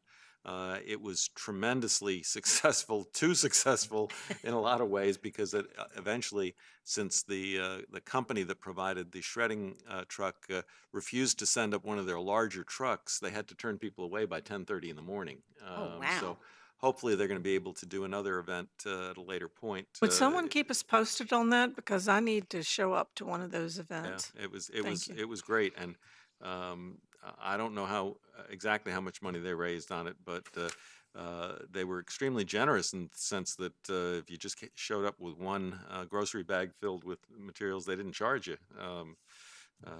It was a very well run effort. And a huge number of people showing up to lend their support. So that was great. And I went to Jolly Pond to see how the countywide cleanup was going last Saturday, and had a chance to spend some time with both staff out there who are doing a great job every day out at the Jolly Pond Center, and also the Clean County Commission, Keep James City County Beautiful Commission, that were there in full force to encourage folks in their efforts to clean up the community. And I'll just say a word. I know we received a copy of an email response from the chairman of the school board relative to the issue of trailers at school sites and so forth. And Mr. Kelly raised the issue of the preschool facilities. I think it's important to recognize that all three of our bodies, the Board of Supervisors, the City Council, and the school board, agreed that we needed to do a comprehensive examination of the question of pre-K. While I have a sense of what might be good, I'm waiting to see what the results of that are. We know that there is a problem in that our community is not serving all of the students who are in pre-K that have a real need for that program. And we also know that there are priorities that have to be made, and we're utilizing 36 classrooms that were constructed for K-12 education for preschool, half a day, and where the facilities that the school included, such as media space and cafeteria and other facilities that are not necessary for pre-K and that aren't really suitable for pre-K children, are being used for that purpose. So, let's take a look and see what the costs and benefits are of some alternatives and see how it plays out. We might wind up all just saying, oh yeah, that's right, we'll just build another elementary school and fill several of the classrooms with pre-K and go from there. Or maybe we'll decide something else makes more sense, but let's not prejudge it until we get to the point of getting the information out there. And so with that, I'll pass it over to you, Mr. Chairman. Thank you. And I've covered most of my stuff during the meeting. Y'all covered the rest of it, so y'all done a great job for me. Glad we could help. Which makes it very nice, and I'm glad the Cox, I don't say haters, but Cox, Critics. yes, group is coming out, and I hope someone watching today and knowing that we're trying to figure out another solution, because it's always been that Cox had this, but maybe with the broadband and the G5 and putting that through the community, now we'll have a connection for Cox, AT&T, Verizon, all that to hook in to that high speed. So we're checking into that, but like everything, it's nothing that's going to happen tomorrow. We've got to figure out, and we're finding out that there's certain providers that will pay for the whole thing to go in, and then they charge the Cox and the AT&T and anyone who connects, they charge them, and that's how they make their money. So it may be at a no cost to us as we move through this process, but we've got to figure out how to get it all the way out through the community. And when I heard about it, I got excited as heck, because all y'all know how I've railed on Cox and had the troubles at my place getting Cox just to come down the road. But and if it hadn't been for this pandemic, I still wouldn't have Cox. So, there is some good things that have come out of some bad things, and I guess sometimes you just got to see the silver lining in everything. But I'm so glad that we might be able to get broadband throughout our whole community, so it serves everyone, not just the people that can pay or the amount of people that are in one area to pay. It'll serve all as a whole. So I think that'll be, once we get that, I think it's going to be great for this board to be able to say, well, we figured it out and we found out we got a good plan and we put it in place. Yeah, kind of interesting. The city of Williamsburg is doing a pilot program for free internet in Highland Park, and then they had some additional, I don't know whether people just chose not to participate or how they've ended up with, but they seem to be having a little bit of trouble getting out. They've advertised a few times that we still have routers. If we'd like to know if people are interested. Now, it may possibly be by an application process, so maybe that's it. People have applied that don't qualify. Right. But I think that's great. They're doing that, and hopefully people will take advantage. But if you've not had in your elderly, or you may be a little worried about what it means and if you can do it, and not everybody has a tech guru like John McGlennon around to help them, get on the internet, right, surf the net. So. I still can't get my surfboard on the net. So. All right. I guess that covers us all. Looking to the county administrator for his report. Thank you, Mr. Chair. I have a few items I'd like to share with you this evening, or afternoon. The first, and maybe a benefit of an afternoon meeting, is keeping a few staff members here beyond when they needed to be here. But I've asked Grace Boone to come up and introduce one of our employees that was a recent hire, or say a recent hire, position you approved a year ago that we filled that's really made an impact, I think, throughout our county facilities, and some of those things that interacts with a lot of our employees and a lot of the public. And would ask Grace to come forward with Melissa Cheney and just introduce her to you so you know who she is and what function she is providing to our community. Good afternoon, Chairman, Hippo, members of the board. Good afternoon. Miss Melissa Cheney has came to James City last July. It was the position you all approved. I think it was the only position you all approved. And it's a silver lining when it came to COVID and handling all of the important measures that we needed during that time. So Missy has 20 years leadership, management, and operational experience she gained through the Air Force and commercial and general airports. She actually worked at Newport News Williamsburg Airport, where she oversaw airport operations. She oversaw safety and security, police, fire, parking. So she comes with a wealth of experience. Since she's been here, she has worked through COVID. She's working on some SOPs for staff. She's working on inventorying our lighting, our security cameras, and all of those types of measures. She's working on training for internal staff as well as working with HR on putting some of the things on safe personnel, so we're able to view these things from our desktop. So with that, I'm going to probably take your mask off so if they see you. But we are really happy to have Missy with us. She's been instrumental through COVID. Well, thank you. It's an honor to serve for James City County, and I really appreciate the opportunity, and I look forward to working with you all in the future. Hey, thank you. Nice to have you, Missy. And is she over in that y'all's beautiful building over there? Oh, there you go. Custodial, so, we're also working as we're opening our facilities back up. She's working on measures to ensure that, we're following procedures and safety, so. Great. But Mr. Hipple, I tell you, I went up to meet Missy at one time, and I was at the rec center, and of course she wasn't there because she's in all our other facilities checking on things and behind our contracted staff and making sure the buildings are functioning and working with our janitorial staff. And she has been a really good addition. While we call her new, she really has been here a while now, but she's been a good fit in our community and with our organization. So since she was here, I thought we would recognize her as well. So thank you. I thought she was the one citizen interested, sitting back.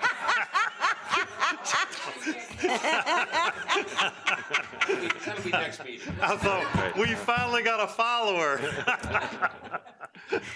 Thank you. Thank you. Thank you. And taking advantage of having at least one staff person here and not calling them back. I do want to mention, I'd ask Rebecca Vendroot to come forward just so she can represent the group that I want to talk a little bit about. But Jason City County is an organization that looks for continuous improvement of our employees and our workforce to make them a better service and value to the community. And we do that really top to bottom, and we do it on a continuous basis. The National Association of Counties had created a high-performance leadership academy that is an innovative, completely online 12-week program. It created to equip frontline county government professionals with practical leadership skills to deliver results for counties and communities. They have a robust curriculum developed in partnership with Fortune 1000 executives, public sector leaders, world-renowned academics, and thought leaders, including General Colin Powell and Dr. Marshall Goldsmith. The academy was designed specifically for the unique challenges and opportunities of serving in county government. We have a very motivated group of employees serving this community, our department heads included. And improving those leadership skills, as I said earlier, is a continuous and ongoing process for all of us. I'd encourage department heads and my leadership team to participate in this academy. And today I would like to congratulate Rebecca Vendroot, Chief Ryan Ash, and Jason Purse for completing and being the first group to complete the NACO High Performance Leadership Academy. Again, they're the first group of our leadership team to complete this 12-week course. The curriculum focused on practical leadership skills to lead, organize, collaborate, communicate, and deliver for results-oriented organizations. They completed the program in addition to their regular workload, which again took a commitment of about 4 to 6 hours per week during that 12-week period. We have two other employees that are currently registered. Patrick Teague and Doug Powell are currently enrolled in an ongoing course, and Sharon Day starts the course in the fall. So we do have a commitment to getting most, if not all, of our leadership group through that.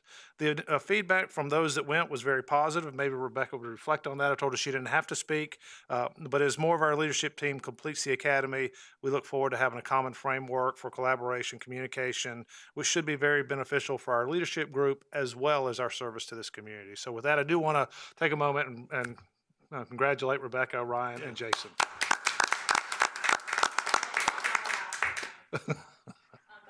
It was a good opportunity. I think it being online was helpful to do it on your own pace. But the aspect of bringing in positive leadership, and one of the quotes was, "You bring your own weather."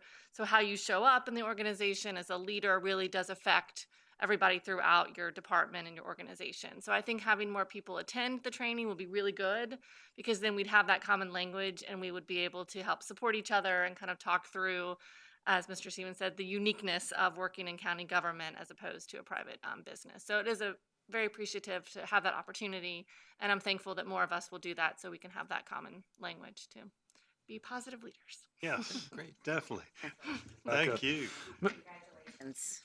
Mr. Chair, the last item I'd like to share is just sort of a quick vaccination update. The Hampton or the Peninsula communities have continued to meet on a very regular basis, from our emergency managers to our chief administrative officers, along with Riverside Health Systems and Terra, Bon Secours, and our health department. So we have had ongoing conversations about the best way to get vaccinations into our citizens. And again, we have done very well in James City County and Williamsburg, really leading the peninsula in terms of citizens that have been vaccinated. Our center at the our vaccination clinic at the Colonial Williamsburg Visitor Center has provided approximately 20,000 vaccinations. So we're not the only game in town, because we have 60-some thousand that have received a vaccination in terms or been administered, but we have had a significant role in that. I do want to commend our partnership with the city and York County and our staff for working through that and providing that number over the 3 months they've been in operation. We do anticipate we'll be in operation for the next 3 or so weeks, providing second dose follow-ups and some first dose appointments and beyond if needed. And so we're sort of debating, is that beyond needed? And we're having those ongoing conversations today.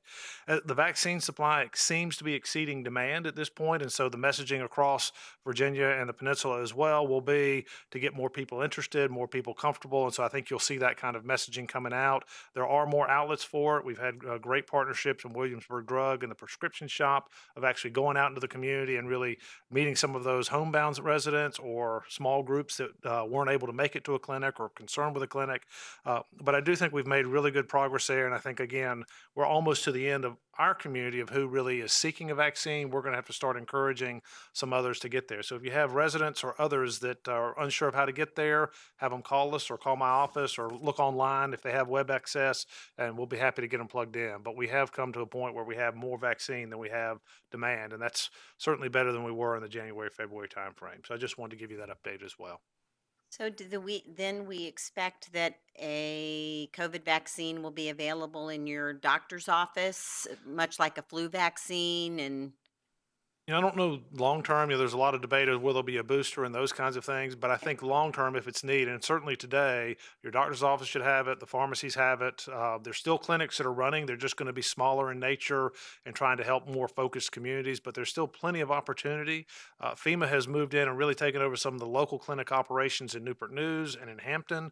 They've not felt that we had the need for that in this area with the demand and those things that were going on. So we have not had that same transition. And we are debating the future of our clinic here. We can stand it back up, pretty quickly if needed.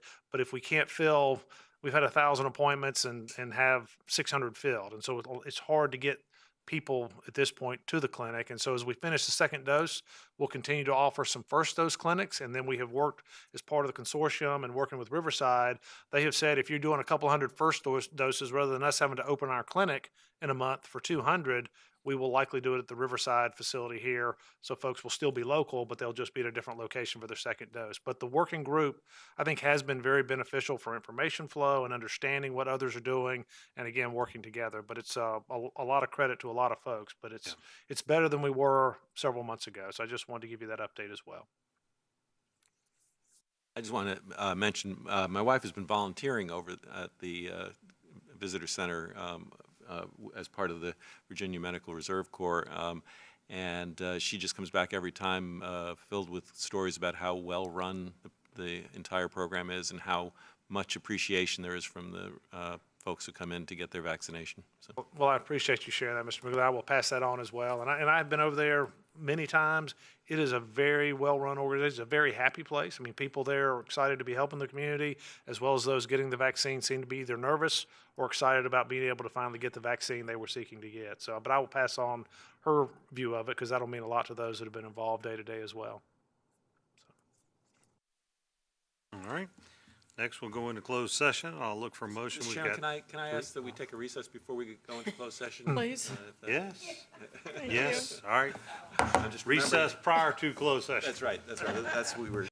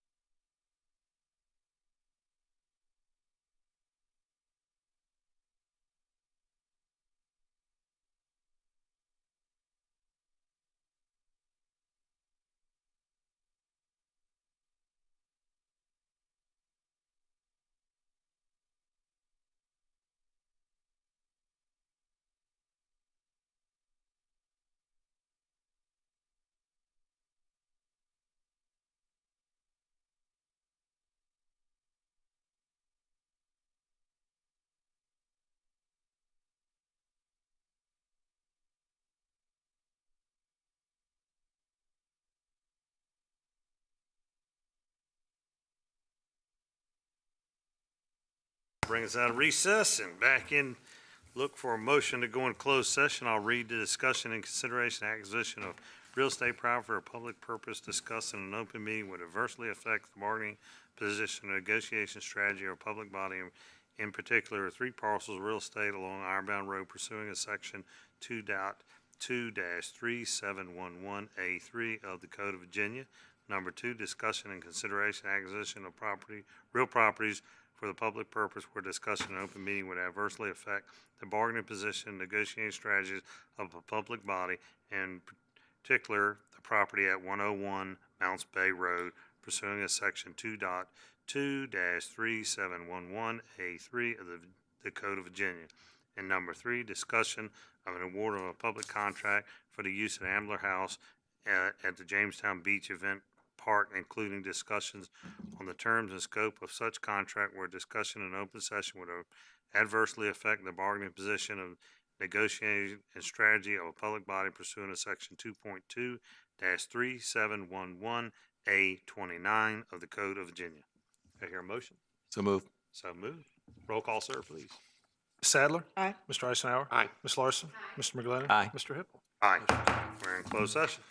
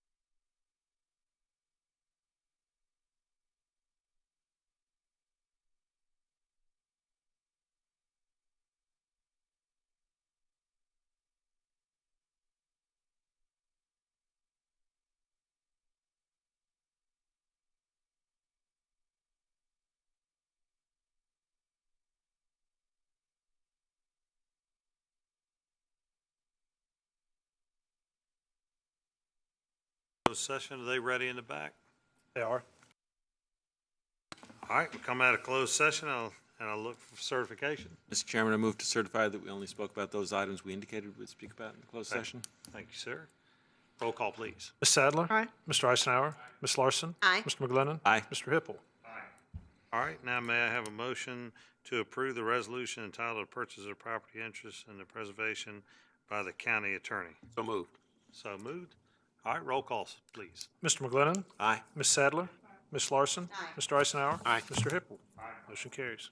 All right, next would be a motion for adjournment until 5 p.m. on May 11th, 2021 for our regular meeting. So moved. So moved. Ms. Sadler? Aye. Mr. Eisenhower? Aye. Ms. Larson? Aye. Mr. McGlinnan? Aye. Mr. Hippel? Aye. Motion Meeting carries. adjourned.